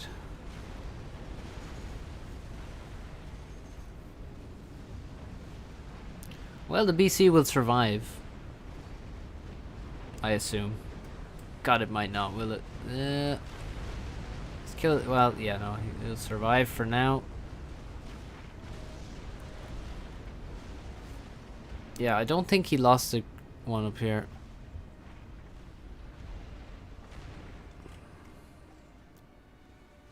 Need a lot more. Yeah, that's a lot of reclaim now towards Thomas's side. Also, Thomas has had more map control in general. I mean, he should be making T3 Navy now. He is. He's making his own battle cruisers. He has one out. He has a second one about to finish. Swakal probably has 2 out by now. He does. He's sending 2 to the one side. It's very. These are extremely critical decisions when you, like, where you send these battle cruisers. You have to be very careful. Swakal has just a small 19,000 mass in storage, which is more mass than a lot more mass than these 2 battle cruisers cost. You'd think that maybe he would increase the build power on his T3 naval, but he's adding 5 more T1 engineers, approaching that critical mass of build power that will take him over the edge. Now he's building cruisers out of his T3 HQ, which is obviously something he doesn't need to do, because you can build it out of a T2 factory. Torps coming after this Neptune.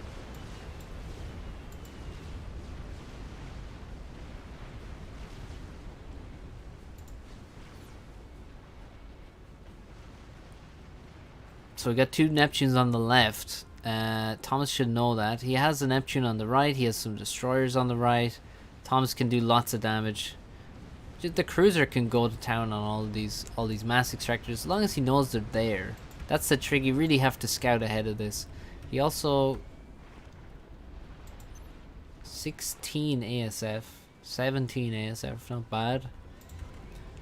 Doesn't have full T3 mechs in the base yet. He does have 8 T3 mechs though, and the T3 mechs are on this side. 2 of them are. He's building SAMs. Needs some artillery, I'd say. T2 artillery would not be a bad idea here at all, with some extra shields. T2 shields, of course, not T3. But yeah, also the battle cruisers. 4 battle cruisers for Thomas now.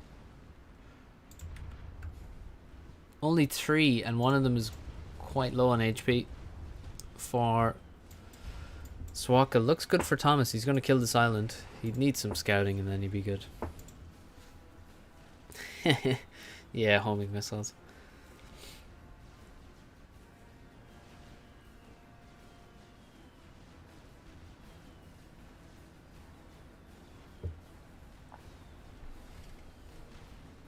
Oh, Thomas sending in a battle cruiser versus 2 battle cruisers. Oh, the torps come in. The shields are down. The battle cruiser is dead. And who's winning air? Looks like the air fight has not commenced. Good night. The next battle cruiser of Swakal faces a fleet in front of him. Oh, there's 2 BCs on the horizon there, coming towards this position in a good formation, and Swaka looks to be running away here. And here's the 3rd BC on the scene, and torpedo bombers also doing damage. No shields left, and yet Swaka just has to run. I mean, he's against 3 battle cruisers that all have more HP than he does individually, and this could be very bad. Now Swaka does have a crushing amount of air. Like, how exactly, why exactly does Thomas have 12 ASF, right? Fair enough, he has 12 ASF. The real question is, why does Swakal have 55? Like, what is the purpose of those units? He's now making a nuke. He's got full T3 mechs in his base. He doesn't care about his island on the right dying. He's making more T3 mechs on the left. Like, multiple at once. Maybe some extra build power would be good. Battlecruiser pushing on the right hand side kills T2 factory. And he's got a cruiser and he's got a shield, and it's a T2 land factory HQ on this tiny island for some reason. No idea why that exists there, but it does. And Swakal really can just make torpedo bombers. I don't really see why he wouldn't just make torpedo bombers now forever. Stop making ASF, please. You have 4 or 5 times as many more than Thomas. Good luck, Tex, with your steak. And the battle cruisers don't have anti-air. There's no cruisers and there's no... Oh, oh god, that's a T3 mechs. Battle cruisers don't have anti-air. There's no cruisers, there's no shields to protect the cruisers. And do you commit and kill all of the economy here with this battle cruiser? Probably. I think you probably should, actually. Just come up to here and kill all of this. But he's instead going to retreat, and he's just going to die on the way back. So why not die here and kill all of the T3 mexes? Make a burger, screw the steak, what the hell? I mean, burgers are great, but in what world is a burger better than a steak?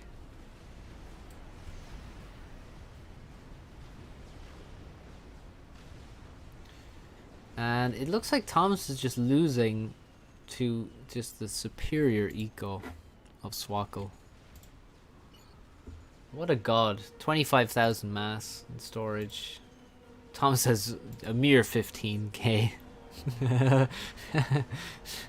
And the battlecruisers are just dying to torps. Maybe the ACU could die to torps. Should probably build some SAMs or something.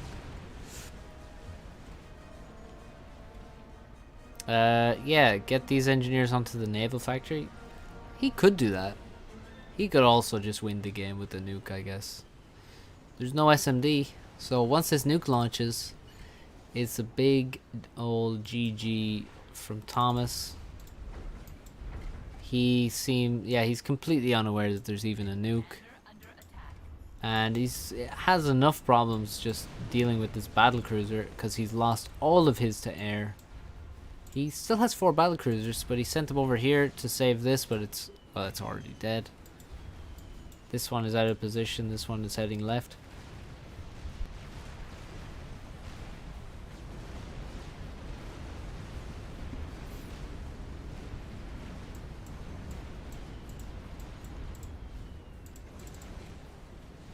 Some nice artillery there.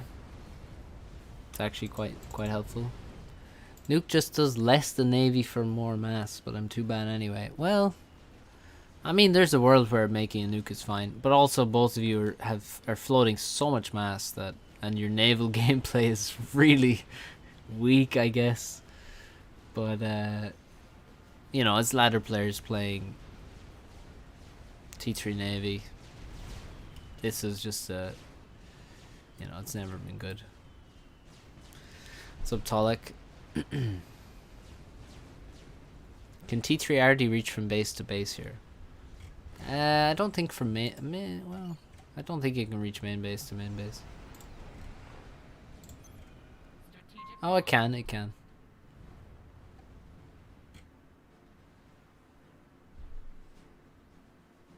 But I mean, that's a way bigger investment. I mean, Swackle does have 35k mass now. You should build it.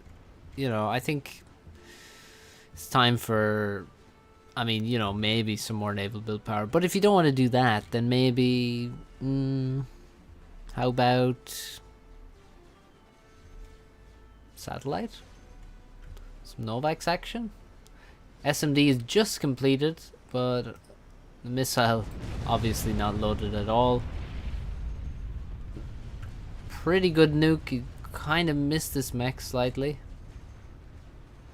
Didn't go for the HQ, went for the power. T3RD does as much as one battleship. Yeah, I mean, I wouldn't make T3RD on this map. 71 kills, 4 veterancy on this cruiser, and it still lives. Has an entourage trailing it, but the entourage barely able to. Is it actually able to do enough damage to overcome the regen? Not really, actually.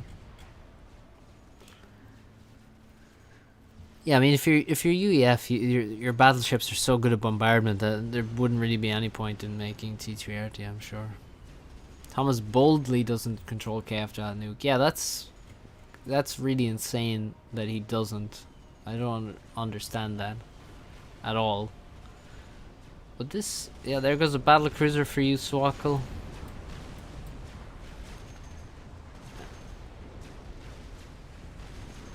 You're gonna lose another one. And now it's a 1v1 until this guy arrives. Now it's a 2v1. Didn't lose anything you needed except T3P gen. I mean, you lost multiple T3P gens, air production, economy, and mexes.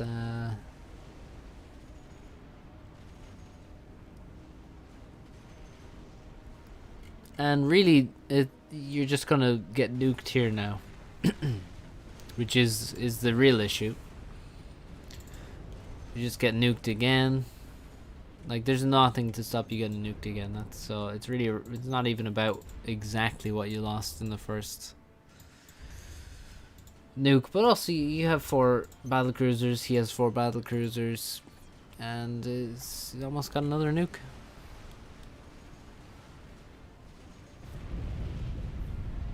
Already floating all my mass anyway, yeah. Didn't know cruiser turrets had less range than frigates. I didn't know that either. I thought they were just the same as frigates.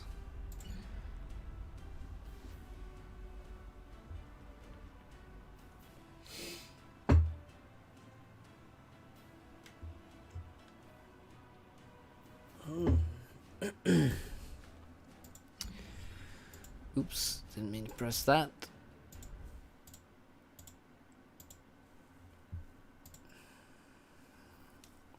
So.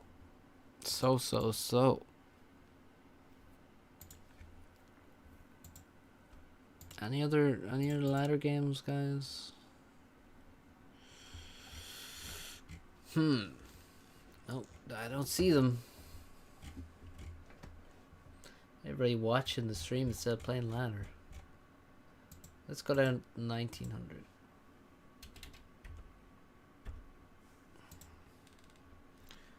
Oh. Buff cruisers, I want them to be stronger than a destroyer. I don't care what you want. Also, I'm not in charge of balance anymore. I want to only make cruisers. Well, then just go down to like 400 rating and you can do whatever you want. Let me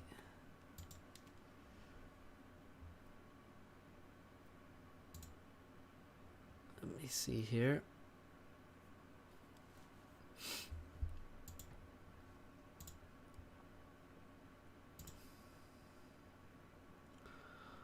One moment, please. Let's find what the hell we're looking for. Dum dum dum dum dum dum dum dum dum dum dum dum dum dum. Nah, it's not half DPS. Is that? It's more. It's more than half. It's actually quite high. I don't think it's the same, but I could be wrong. I don't think it's the same. Where is this thing?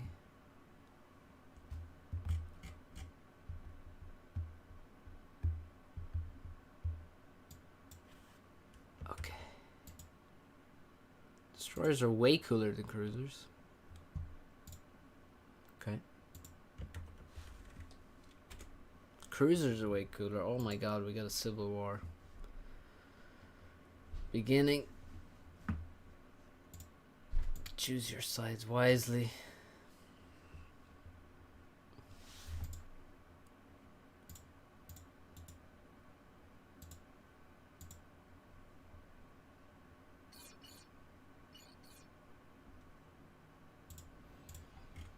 Okay, what is this? Heartser 99 versus Popolikov.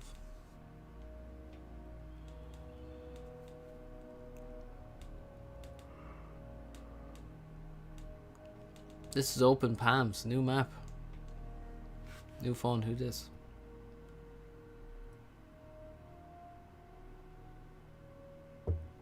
Okay, apparently this is the brand new map, Open Palms. Created on the map generator. Hopefully I'll enjoy this one. Seraphim versus Cybran. Popo is the Cybran player. Heartser is Seraphim.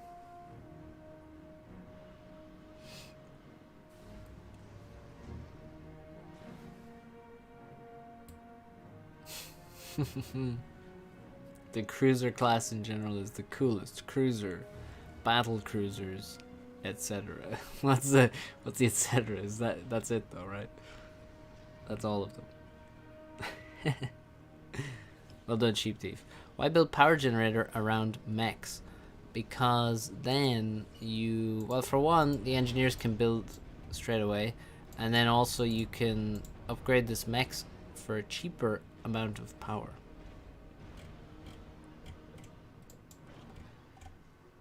Thanks to adjacency. Okay. For factory, he's got a few mexes there, a few PGens, you know. Another land factory. The engineers will take care of the, you know, hydrocarbon building and the air production. Cybern units have windows. Let's take a look. What's up, Requiem? I don't really see any windows on the Mantis. That is windowless. Don't really see any windows on the Engineer.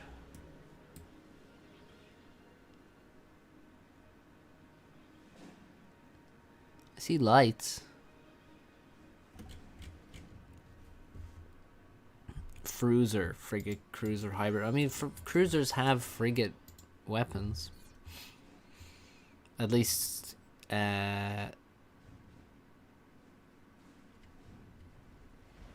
Aeon and UEF cruisers do. I think they should add heroes to Subcom with abilities that you can level up. Yeah, they should add those, heroes or something with like upgrades and like have a really powerful unit that you start with, and then you use it throughout the game and it can level up, and there's like 5 levels to it, and then you can build a laser, and they should add that. They should really add that to the game. I agree.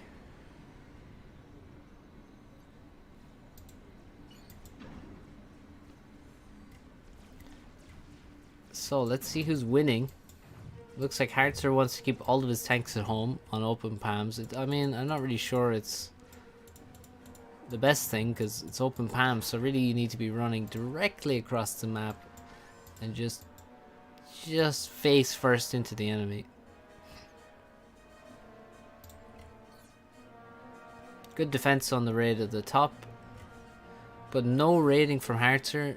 Makes me worried, especially since it's very difficult to avoid any and all damage. There goes an engineer.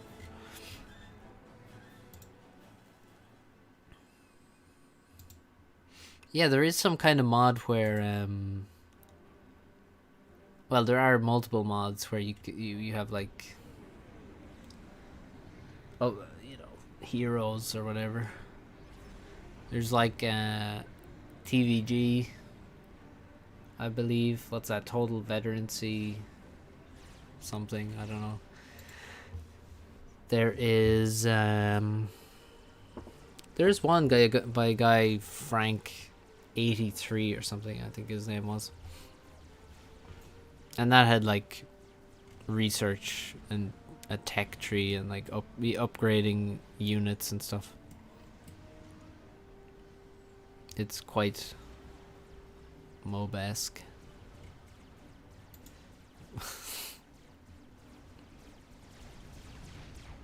TVG with Black Ops, yeah, exactly. I mean, that's true Forged Alliance. Okay, Popolikov walks into the expansion of Harzer. There's nothing that Harzer can do except to counterattack, so he runs behind where the ACU went and begins attacking, doing some raiding, gonna get a kill, 2v1 on the tank there, then the engineer will go down. But the engineer is gonna do a lot of damage to this tank. It actually kills the tank with reclaim. Literal god. Oh my god. Double kill. And he's dead. That didn't last long, but that was a double kill for the engineer. Props to him. Double kill for this Mantis as well.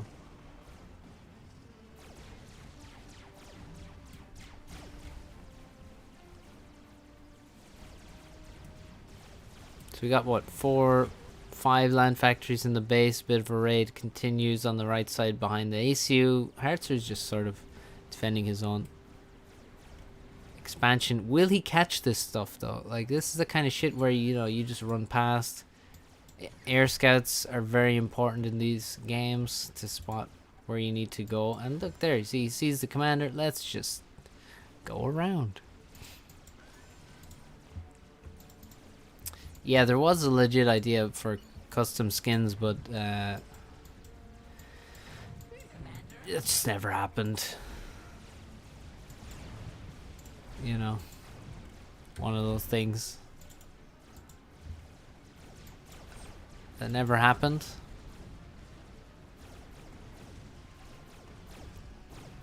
Archer switches target from the one hit to be killed mechs, but he gets it in the end.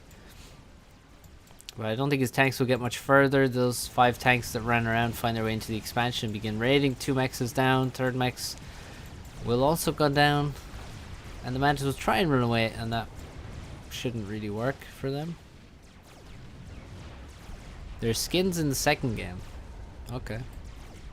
Well, I mean, there were supposed to be skins in FAF at one point. TA Kingdom sucked. Okay. Looks good for Popolikov right now. Looks very good. You can see the back never been taken. That's a critical difference. Popo has the back. And Popo also stealing this. He's got a PD. He's building factories. I unironically think there should be a medieval fantasy subcom. But how would that make any sense? How would that make any sense?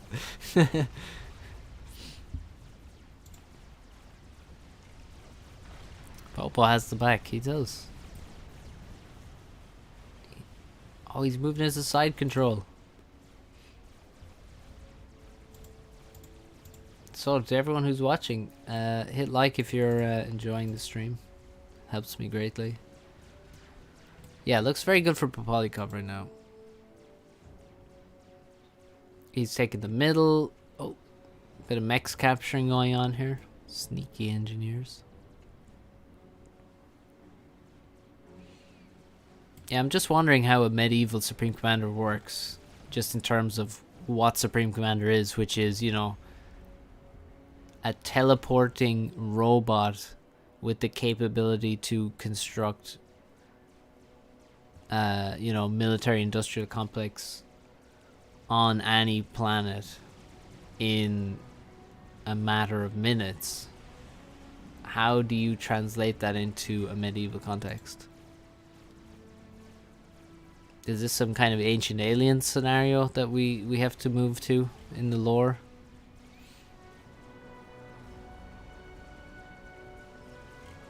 Wizards, of course. Oh, okay. Fair enough.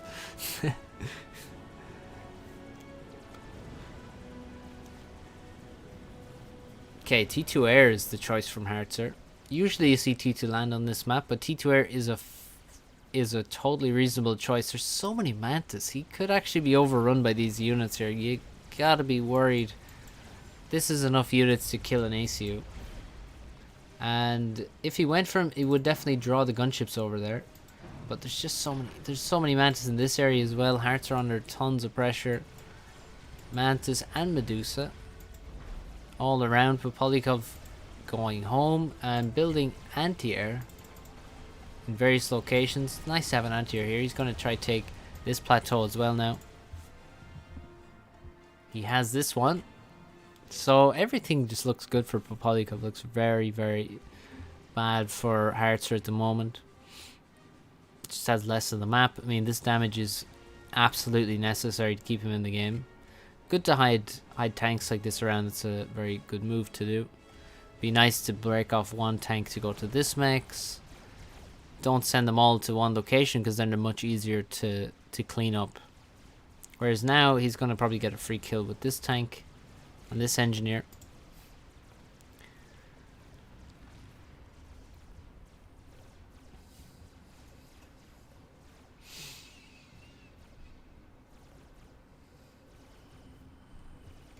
And yeah, what's Hartzer gonna do?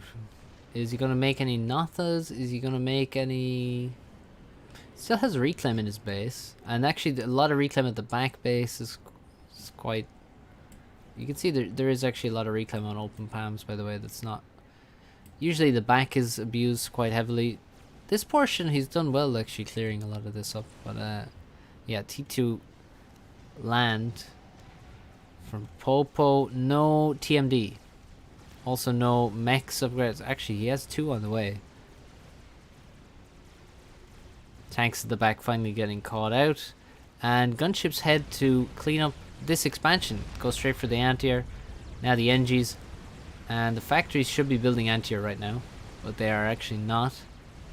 And air, that doesn't look like an air win to me for Hartzer, who is the guy with the gunships. So kind of need him to win air for that play to make any sense. Looks like he's losing air to Popo. The Prowlers are heading after those gunships now.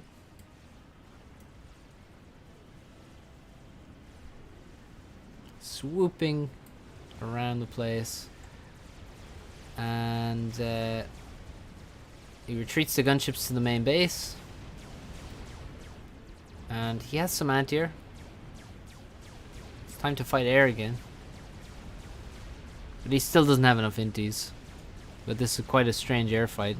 The gunships are all damaged, but none of them have actually died yet.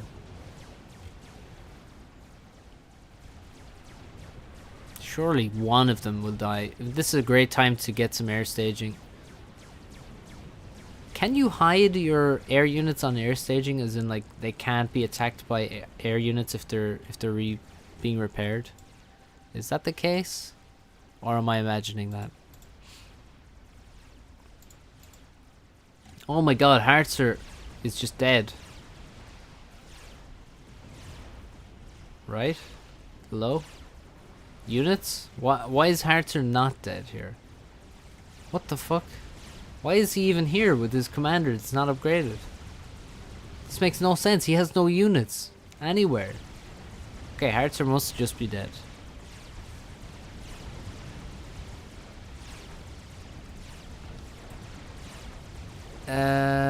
Oh, he's dropping low. He's under 2,000 now.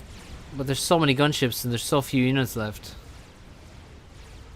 My god, how do you actually survive there?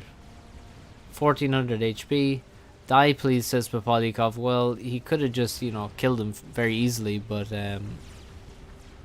he messed it up. I don't know why he's there.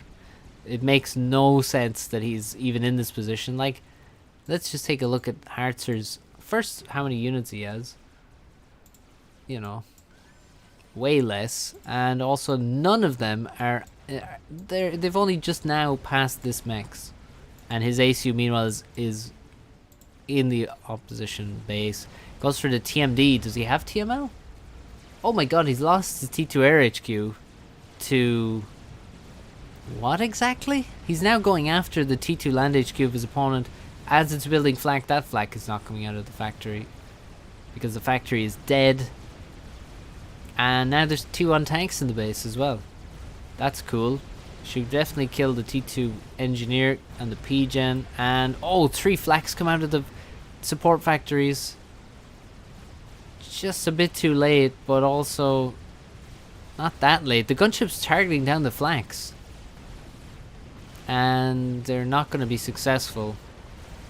Flak wins, and Flak also crushes the inties, but now an army appears in the base, and yeah, there is a TML. Here it is. It's killed the T2 Air HQ, and the base of Hartzer is being overrun by units, as Papalyakov's is being overrun. Zui's here.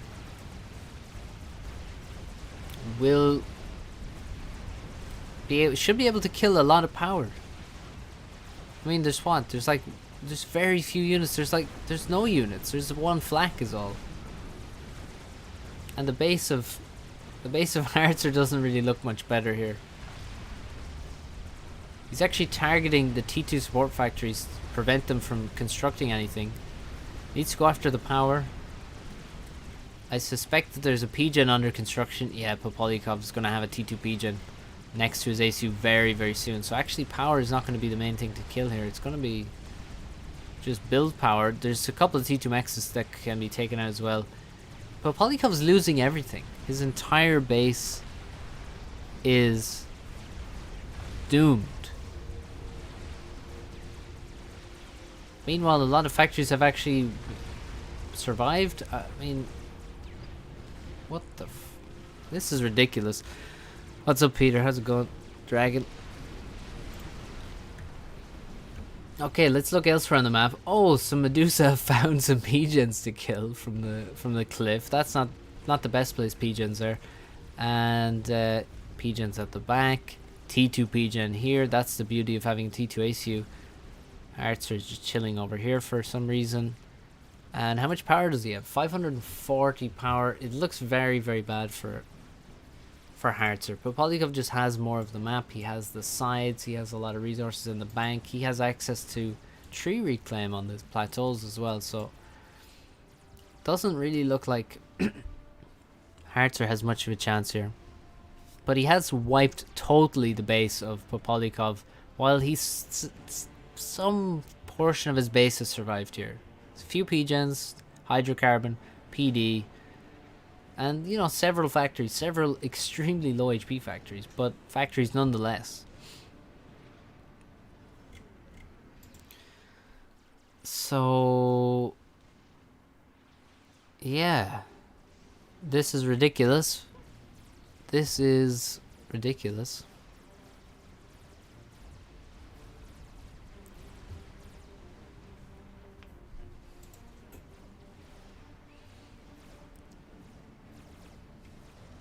Okay. Bit of raiding. Another T2P gen. T2 PDs.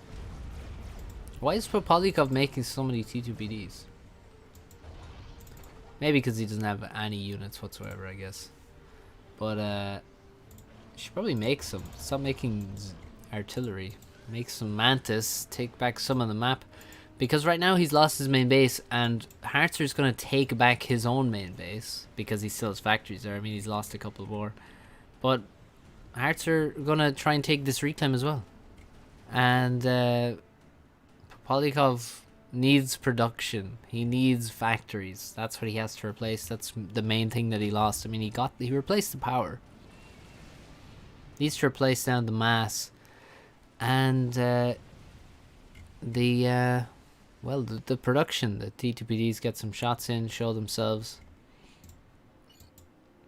Harzer has some airplanes again, and yeah, he's just trying to take back a lot of the map. He's got a lot of power over in this area now. A couple drops off this plateau would be brutal. And very difficult to stop. I mean, impossible to stop, really. Oh, you're all complaining still about fuel mechanic. I sleep. What? That TML hit nothing. It looked like it was ground fired in between here. Hitting a hydrocarbon is notoriously difficult with... I mean, you can't really hit a hydrocarbon and something next to it very easily unless you have a very high AoE. Small AoE of like a TML, you've no chance of hitting a hydrocarbon and something next to it, really. And Blast says he can just TML all of Harzer's buildings, and just as he says that, he begins TMLing all of Harzer's buildings.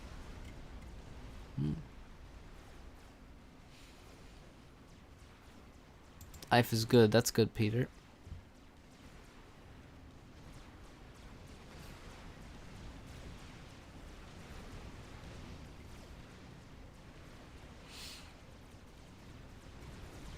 T2 land is up for Harzer. He's not going back to T2 air. He's gone to T2 land now. And begins making... What do you know? TMD! Haha. It's pretty good. And Popolikov is building just Medusa, really. I don't know why, but he is.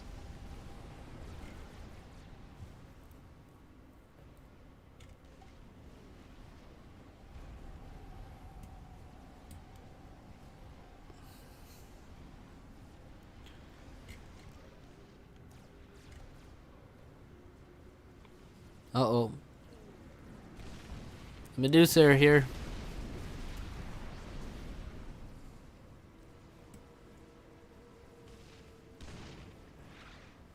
And more are coming. I hear some violence. Oh, it's a horde of Medusa coming after an AC. How does Harzer's AC always find himself in an utterly compromised position? Like, and then he went and did a patrol, and then he did another patrol here by accident. It's hard not to do a patrol here. Medusa aren't very good against commanders. Neither are flak. You might have known that. What are these units doing? What, you need to help your commander. Move out, please. What are they doing? Okay, the Medusa just left because they're like, sir, we have no chance of hitting a commander, so yeah, there you go. There goes the Medusa. I mean, I don't know why, once again, he has only Medusa, but he does. Now, it seems like at the back now he's finally making tanks, which is good. Load of T2 mechs is back here, which are really vulnerable. I would probably be making them in the sides first, maybe where the ACU is, where there's loads of PDs. But no, he has T2 mechs at the back of his base for some reason, which is probably the most vulnerable place he could make them, except for like here somewhere ridiculous like that. Subcom pathfinding. I mean, you know, subcom pathfinding or just hearts or decision making. He's making the gun now. I broke the daily streak. I did, yeah. A little while ago.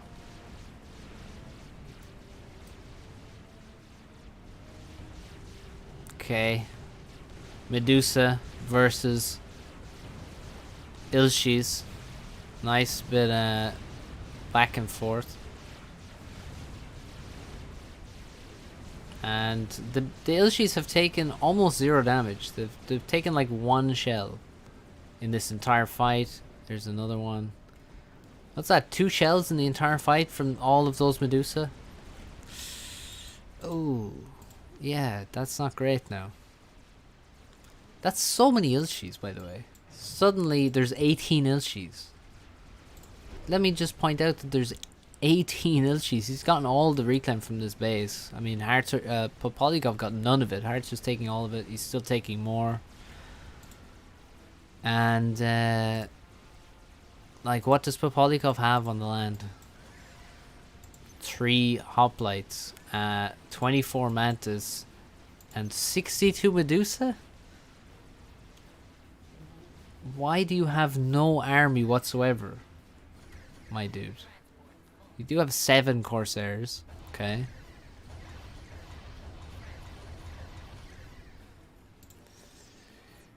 And here come the Corsairs after the ACU, who just upgraded the gun. Yeah, those are Corsairs at the top of your screen. Oh god. Okay. How are you feeling? Yeah, not great. Not great, I would say. This arm just makes it harder to dodge. Oh god. Down to 6,300 HP. An entire Air Force lands and then quickly gets back up again. And the Corsairs leave of their own volition. That's very nice of them. No flak here. I mean, he makes... I like how Harzer makes no air whatsoever and waits until the 20th Ilshi to start making flak. That's, you know, I mean... To each his own. Now, definitely time to kill the back, for Christ's sake. Look at all the stuff back there. And, like, my god, how has this happened? Hartzer's got his own base back. He's gotten Popolikov's base now. There's a drop, mainly of anti-air back here, which is interesting. And yeah, it was pretty good dodging from Hartzer. The Corsairs find the flak and decide to exit the area as quick as they entered. And a lot of the T2 production is now idle for reasons unknown. Idle, idle, idle, idle. Maybe start building more Ilshis again. Building a static flak. Oh, Corsairs coming in after the economy here. And T2 land HQ here. Ilshis head to the back. Only 3 Ilshis and a few Zuis, so I don't think they'll be able to take that. He needs to send more Ilshis. Drops now from the plateau over here. And yeah, Hearts are going to try and take this position now. A lot of reclaim that actually Popolikov is doing a good job stealing. I mean, these engineers are useless. They absolutely suck. But these guys are professionals, and now they're dead because that's a ton of Ilshis. Look at this army of chickens. Look at all those chickens.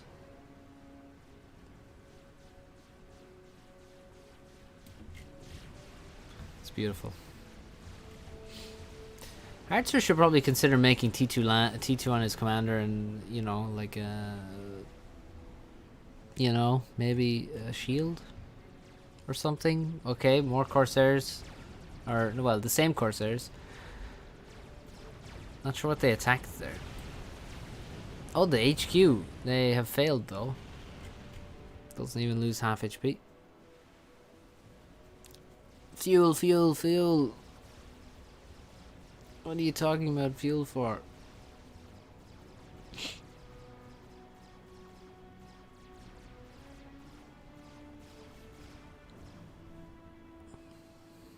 Okay, how many Ilshis do we have? 25. 9 flax, decently spaced. The back has been lost to simple drop. And yeah, it's really time. Just clean up all the land and then leave Popolikov with just this. And I mean, how could you possibly lose?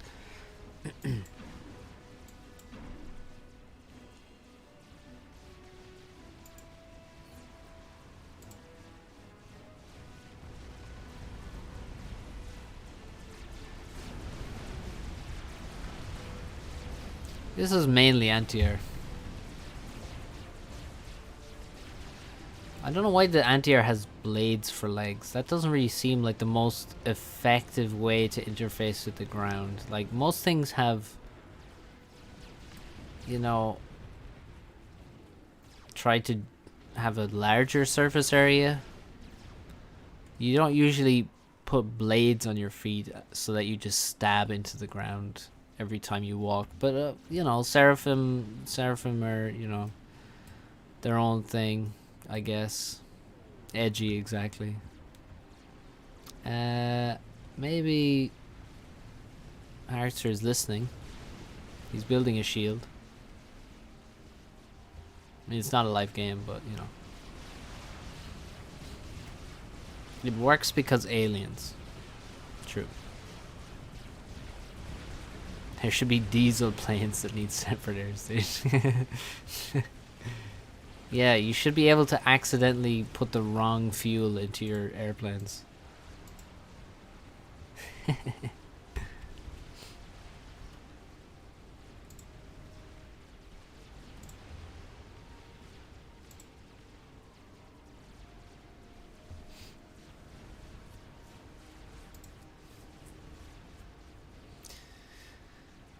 And Popolikov still has more mass total. Does he have like T3 mechs or something? No, he just has T2 mechs. I mean, here's the thing. There definitely could have been some TML from Hartzer that would have been... It's really good in these situations. And it looks like he wants to just run in with 30 Ilshevo into this base. And how many PDs do we have? 11 PDs. That's a lot of PD. We have a commander who doesn't have gun. I'd be building more PD right now. T1 PDs mainly. And oh god, attack the artillery first as well. But there's just so many Ilshis. There is no hope. He actually made hives in this base. What the fuck?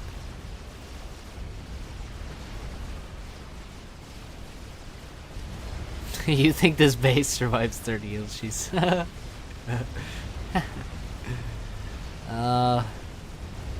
You'll learn. Oh, here come even the Corsairs crash into their own base. That's amazing. Well, the base is still alive right now.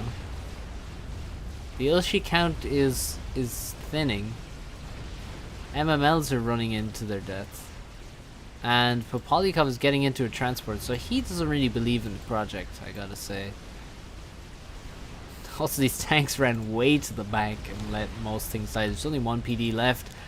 The transport is under attack. The transport's under attack. LO semicolon from Harzer.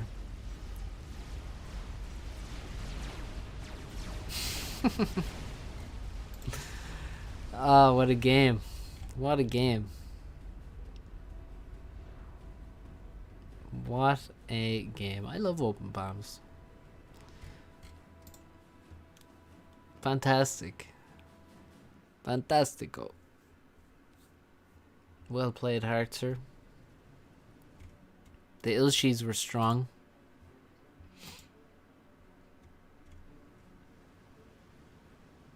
Yes, I agree. Bring back wind generators.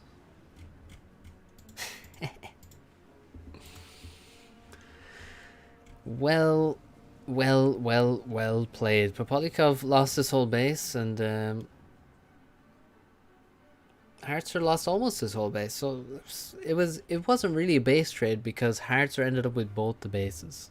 So pretty good stuff here, I'd say. I enjoyed it thoroughly. And yeah, nicely done. Nice Ilshi transition. Somehow Popolikov just had no land. Not sure what happened there, but he just failed to make land units. And he paid the price because god damn, that's a lot of Ilshabo. Let's see the reclaim numbers. 42k for Harzer, 31k for Popo. It wasn't even that different in total, but that period where Harzer got all this reclaim in Popo's base and his own base, he basically just turned it into Ilshis. I think Popo was confused about what to do and made some very bad choices. For example, building loads of PDs in this one position. I mean, you still need to take the map. That's what he didn't, I don't know, for some reason he didn't recognize that he actually had to go fight for the map again.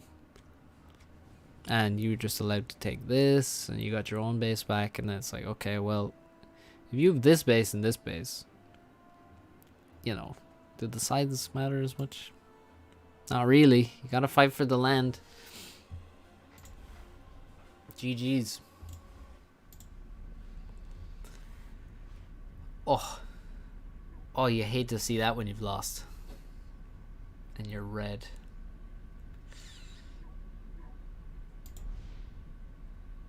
Oh, let me see here. 61k to... Oh, no. 16 minutes. 35,000 to 61,000. Brutal. Energy. It's all bad. Cast some map gen games. They're always amazing or terrible. Yeah, I played a map gen team game and I played really well, but I didn't record it for some reason. That was on the settings kind of map where we somehow won. I honestly have no idea. We didn't even make navy in one pond, and we won. Makes no sense. And the wreck was not happy at all. He was not happy.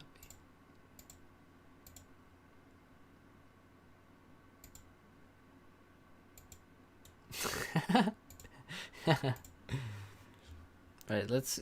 Thomas, what was your map gen like? Was it actually good?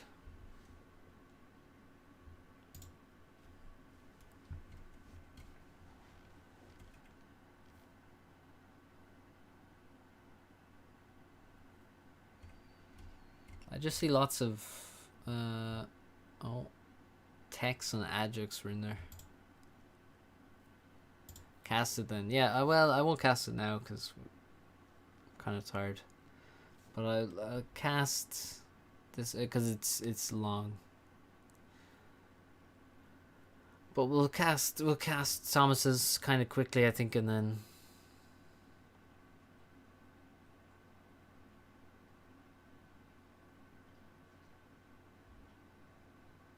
then we will call it.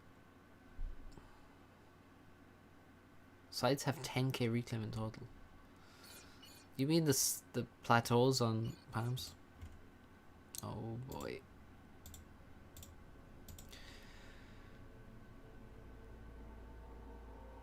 They just face tank a Mastodon, you still lose. Yeah, I mean, that can happen. I mean, just look at Thomas's gameplay.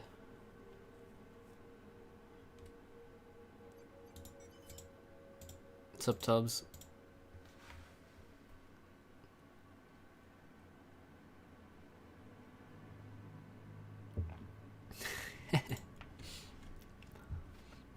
Yeah, well, you gotta find the balance between balancing your eco and then actually enlarging your eco. Because sometimes you spend too much time balancing and you're like, forget to get all the mass.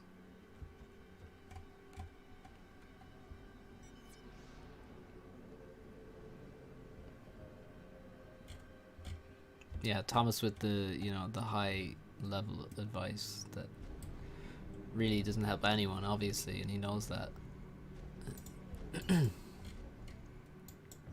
He knows that what he says is useless, and that's actually the reason that he says it. And obviously that's a reason people do not like to listen to Thomas.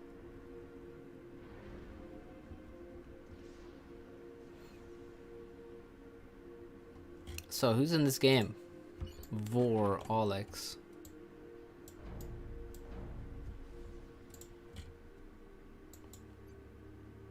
VORE. No, take out the E. Not Vor, Alex. Ludmilla. Goy Ludmilla.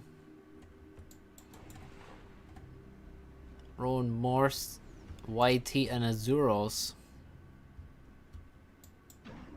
No idea who this guy is, but he's 1900, so he must be a beast. If I know anything about global rating. Ajax is here spawn. Tis. Ajax with the Aeon, with OGW Resolution in front of him. That's right, in front of him, and his strategy is to immediately build a transport from the front position. Might not even be bad. I mean, it might be though. It might be. Might not be, but it really might be. Tex, Vortex, Seraphim, making a Mex, and Motulal, stalling mass. Overflowing power. His team could make the gun right now, thanks to his contributions. And yeah, not the greatest builds, but there is a huge amount of mass in this map. Bomber comes in from Alex. Absolutely destroys that engineer. Vortex, what are you doing? Sick dodge there from Vortex. The ladder god. 4 engineers go down in total, and that's some damage. Bomber from Thomas now, 2 kills. And maybe 3 kills here? Yes, UEF Bomber does not do the damage where it looks like it does the damage. Oh, a bit of micro. He can get some P-gens. If he does it correctly, he does. Nice bomb. That P-Gen will not die, I think. Oof, it's close. But it... okay, that just looked like units attacking. God damn it, those yellows are so similar. So yeah, that just looked like somebody attacking themselves. Of course, that isn't what was happening, but fuck me, that's impossible.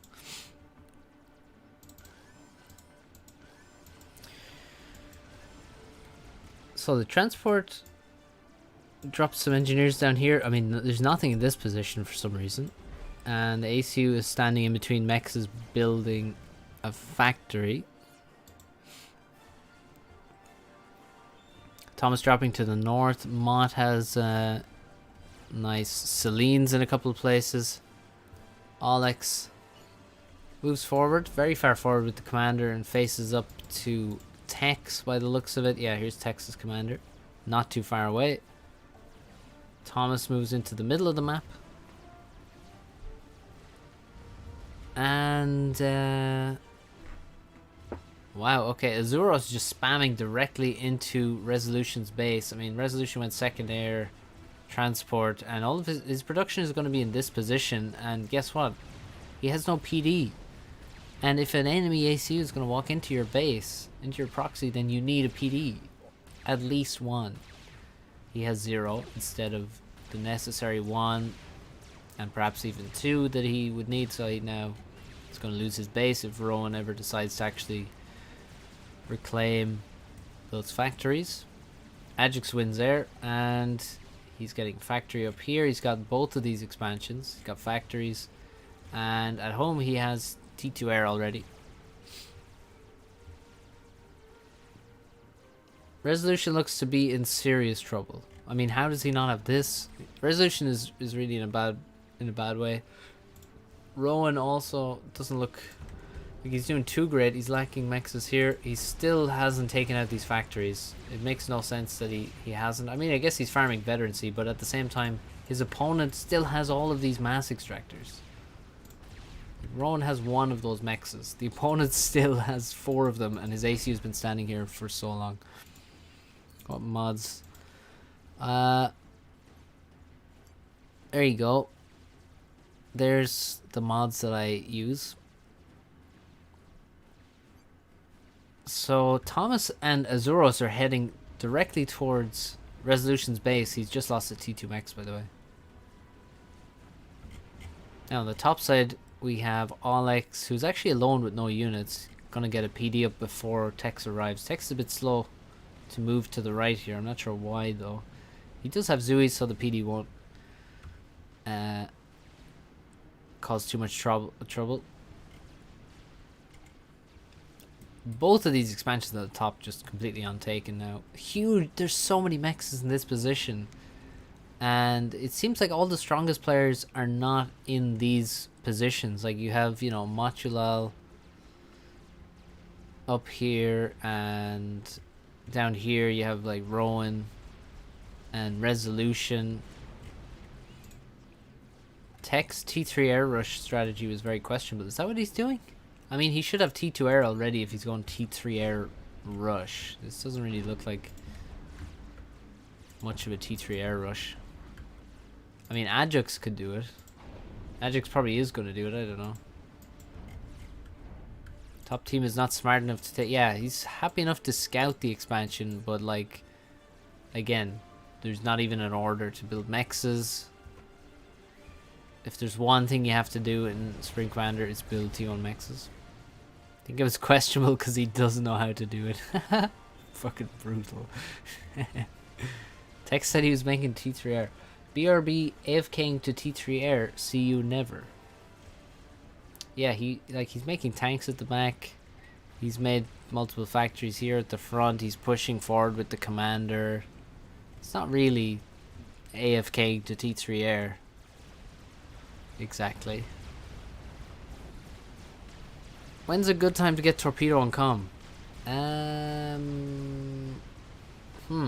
Torpedo and Com is very, very good. There's specific maps where it's super strong. How is this How did he lose this T2 Max and never even get the reclaim from it dying until now? Like, there's no way he upgraded that and lost it again.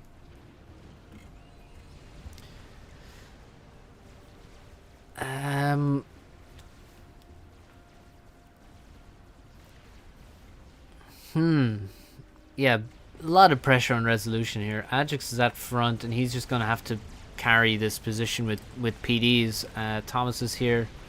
Azuros is here. Azuros is making T2PDs. I don't know why he's making a PD there. It doesn't really make any sense to me. It's out of range of anything. Could have just made the first PD here instead, or even just slightly further back. Thomas doesn't have an upgrade, so I don't know what he'll be able to do. Need like 2 T2 power to get it? No, you don't. No. Let me get a Cybernate suit. There's only one in the game. Okay. Yeah, I mean, if we look at Torp, minus 250 power, minus 10 mass. You don't need 2 T2P gens to get that. Not at all.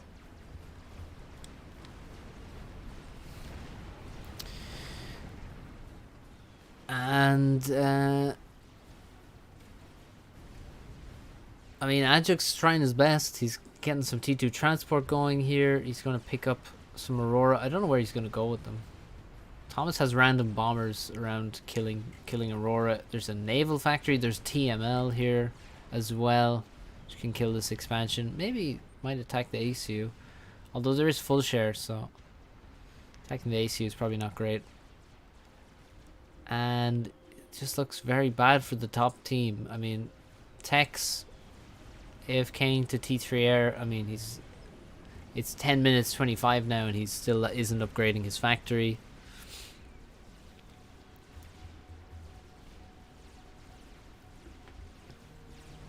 Mott has T2 and gun, but still refuses to engage in this expansion.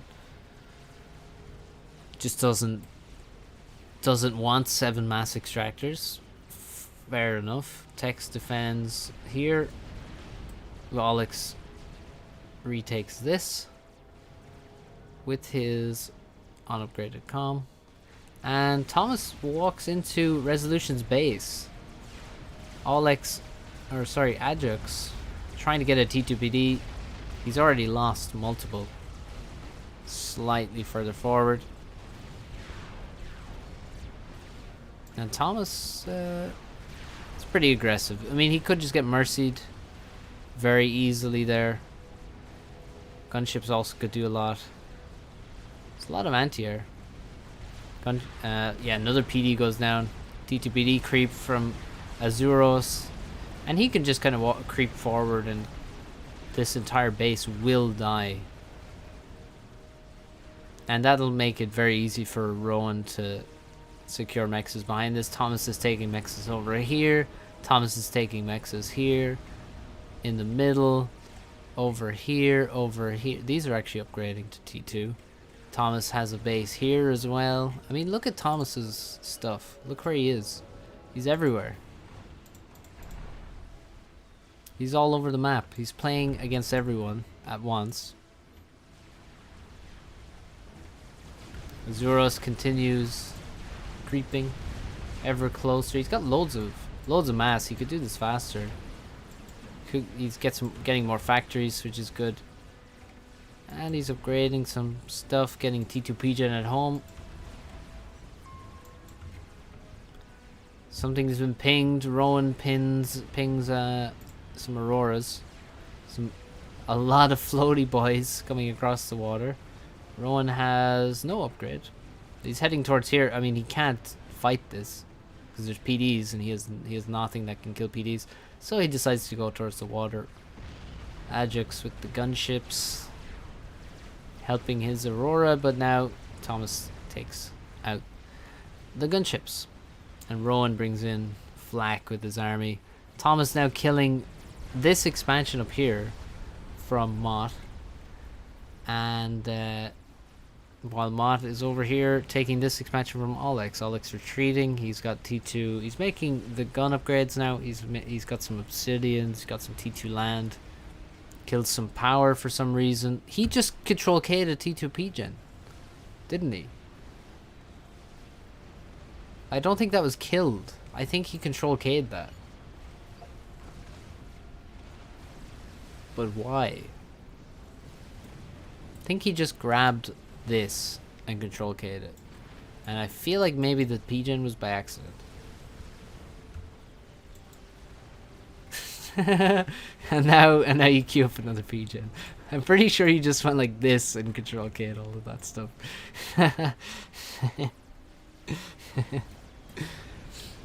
Ajax continues to try and defend. It's everywhere you look, it's just like, okay, Ajax built some PD here. Okay, Ajax built some PD back here now. Okay, Ajax now built PD here, here, here, here. Okay, now we're back to here. Ajax is just constantly. How many thousands of mass did he just put into PDs and just gradually just fall back with them? And he still has mass in the bank. Still making stuff happen. I hear a strat. Hello, Mr. Strat Bomber. Oh, that hurts. Oh, he didn't kill the other one, although it was barely even constructed. There's another couple. There's 3 T2 gens, very nicely spread out there. Tex finally with some T3 air up, but obviously this is completely dead. Once again, PDs will die. I have no idea what's going on, says Thomas, when really has probably the most idea of what's going on because he's in every position on the map that matters. I mean, maybe he was surprised by strats appearing and is wondering who the T3 air player is.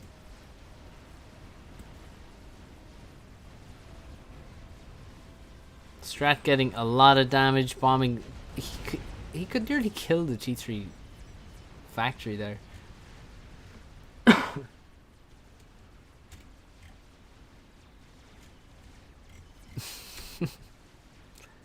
Texas AFK, says Mott. Oh, he didn't ground fire. Oh no, the Sam's gonna kill that beautiful Strat. No, it survives. 160 HP there. 12k mass killed. And more to come.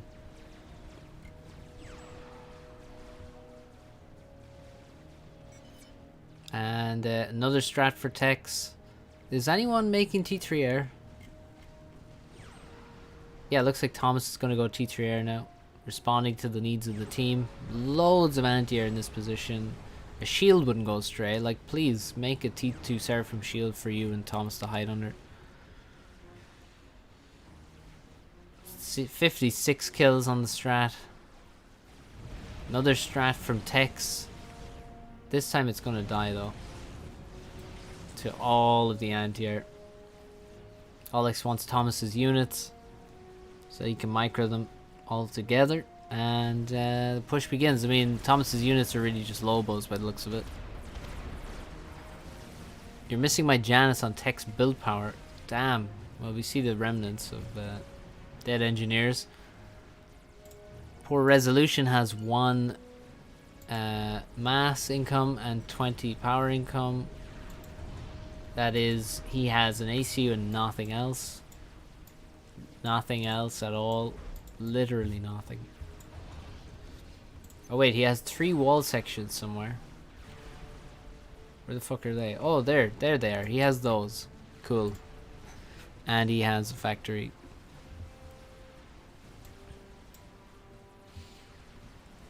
Almost built. 60 kills, 18.4k mass killed. And yeah, Mott's base is going to get run over now that Tex is in control of it. And not really Tex's fault, if we're honest. But yeah, Alex is just going to run over this with Blazes, Obsidians, Lobos from Thomas. And a lot of even songs.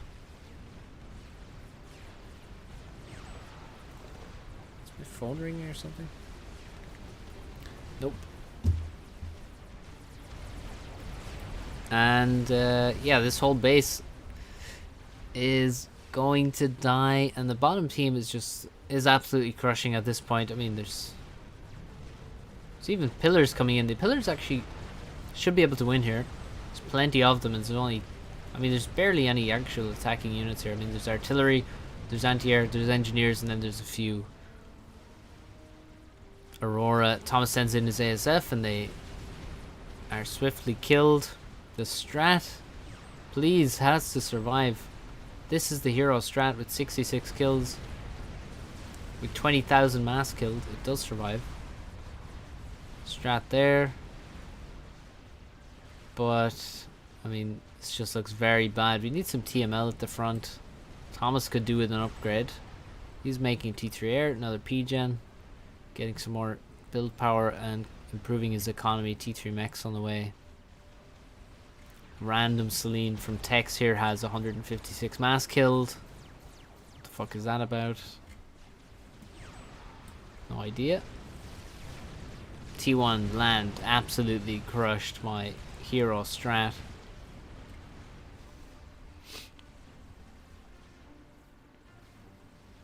Is T1 RT spam against Com viable for all factions?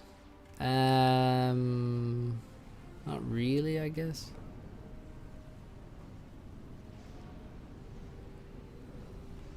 I mean, fervors for Aeon are not very good but if they hit the commander, then they're gonna really do a lot of damage. But they don't have very much AOE.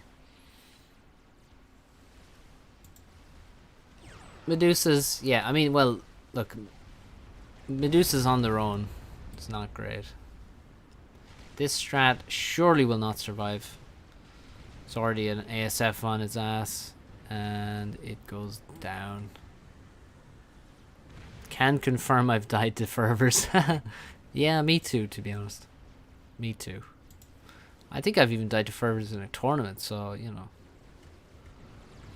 I'll knock him.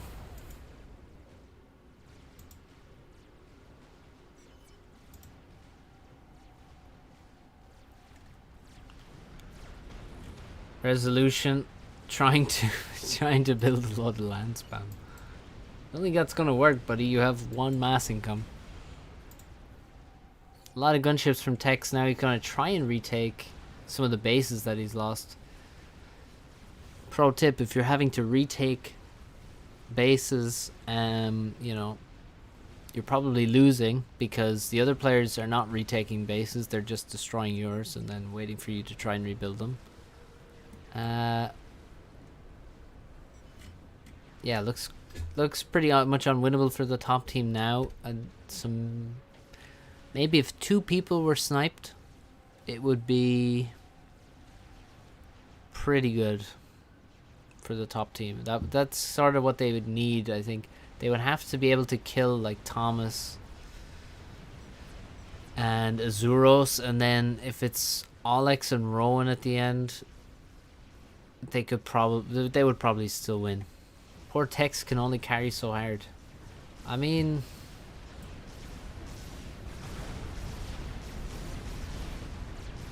maybe that's what happened in this game. I mean, Ajax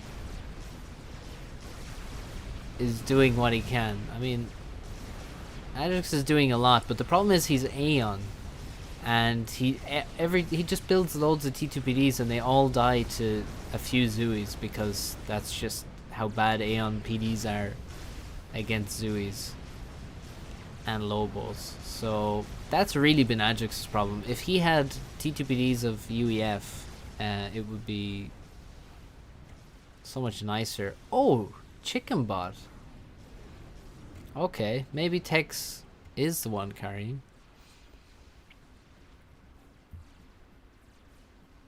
Let's see though. Let's see. I mean, now there's T3 land for Ajax. He's switched into a GC now. Doesn't have any T3 mechs at the moment. Thomas begins to control king parts of his base and begins building a continental, maybe to extricate himself from this front position where he is basically doomed to die. Oh, he has T3 on the commander now, so he's going to make Ravagers, and the chicken bot is scouted, and now it's given to Ajax.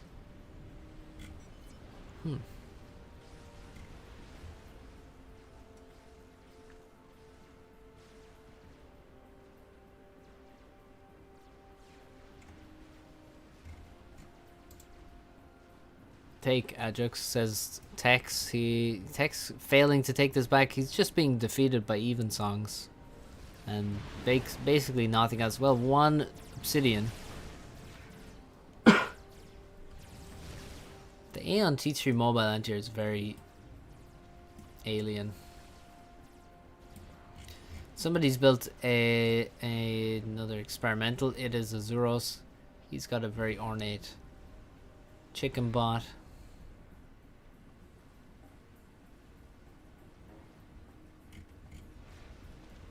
Yeah, I think if you host with the exact same name, then you'll get the same map.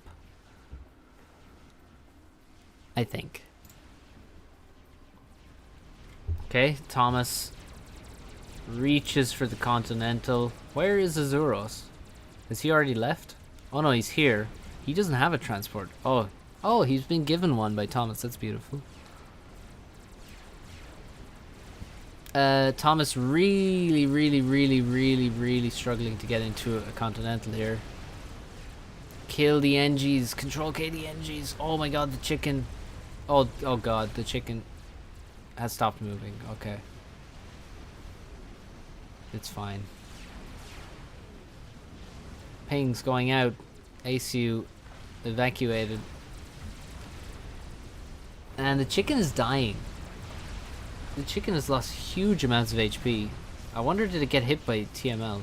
Probably not. It's probably just the Ravs and the snipers and the T2PDs and... Why is there a gun ACU there?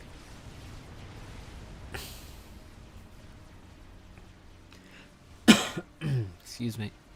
So Thomas heading back to his base. GC under construction for Ajax. Olex. Keep getting those mixed up. And a full HP chicken heading forward. I don't think a Fatboy is really good. I mean, he said the best early T4. I don't think a Fatboy is the best early T4. Really. Gun ACU has nowhere else to be. This is well, you know, I mean, in front of Ravs, T2PDs, sniper bots. He does have somewhere else to be. Like, he could have the Guncom standing here, and he could have this base, for example. The Guncom could do way more over here.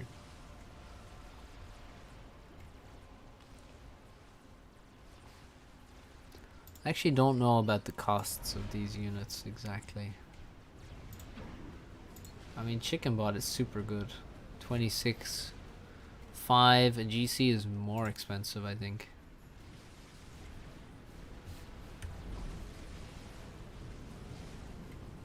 Where are the T3 NGs? He doesn't have any, actually. Ajax doesn't have any that I can see. Shields, please.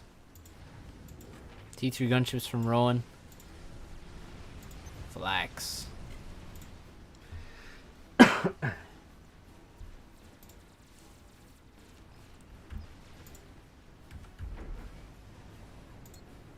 Fatty 28k.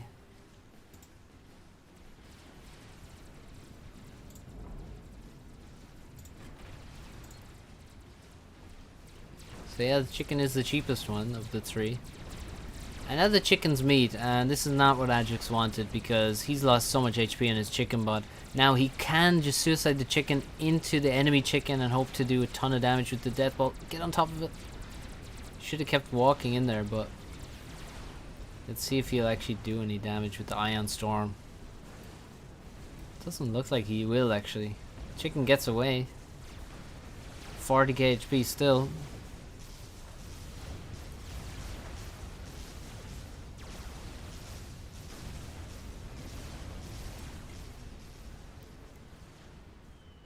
And that is very bad. And now strats come in and kill. Look at that. Going after the T1. Going after the labs. That is brutal. Brutal. 2 kills, 64 mass killed on that strat. What a beast.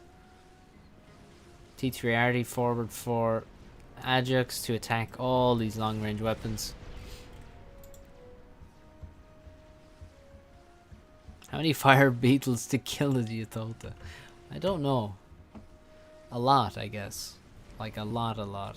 Ajax moves out with his XP, and I think this game should end pretty soon once these two experimentals walk forward. There's nothing that really can stop them. SMD being built, Ajax only starting his GC now, and his army getting farmed for veterancy. Can we get Omni or something? Omni's good. Why don't you make Omni? You have T3 air and stuff. You're supposed to be able to afford this. You probably have the most mexes. Well, actually, maybe Alex does. 4 strats coming in from Thomas. What's he attacking? GC? Commander? Boom, boom, boom, boom. 3500 HP left, 36. Strat's taking another pass. Itota is not going to be stopped. Oh, this. Oh my god. Ajax knows how to dodge. Fuck's sake.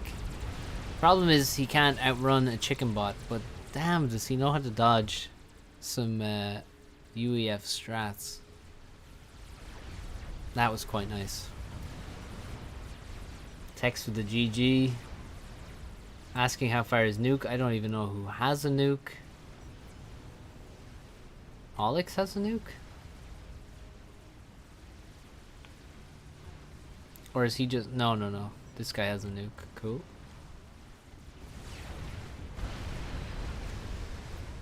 Text control Ks. And that's it. That's the game.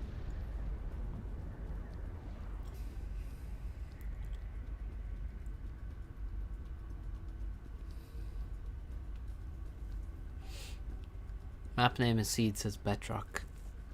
There you go. So if you want to play a map gen game, a certain map from map gen again, then the name is what you need. Alright, see you, Alex. I mean, we're finished here. Will I show my team games? Maybe I'll cast that team game I played next time. And but not now. We're gonna finish the stream. I'm gonna say goodbye. Thanks to all the donations. There was a lot of donations today. And hit like if you enjoyed this. And I'm just gonna bring up the donos here. Xenoxis, Noah, J Steel, Falcon, Kim B became a member again yesterday. Thank you to everyone who watched and chatted. Even if you chatted about boring things like, you know, fuel on airplanes. It's okay. It's all good. See you next time, guys.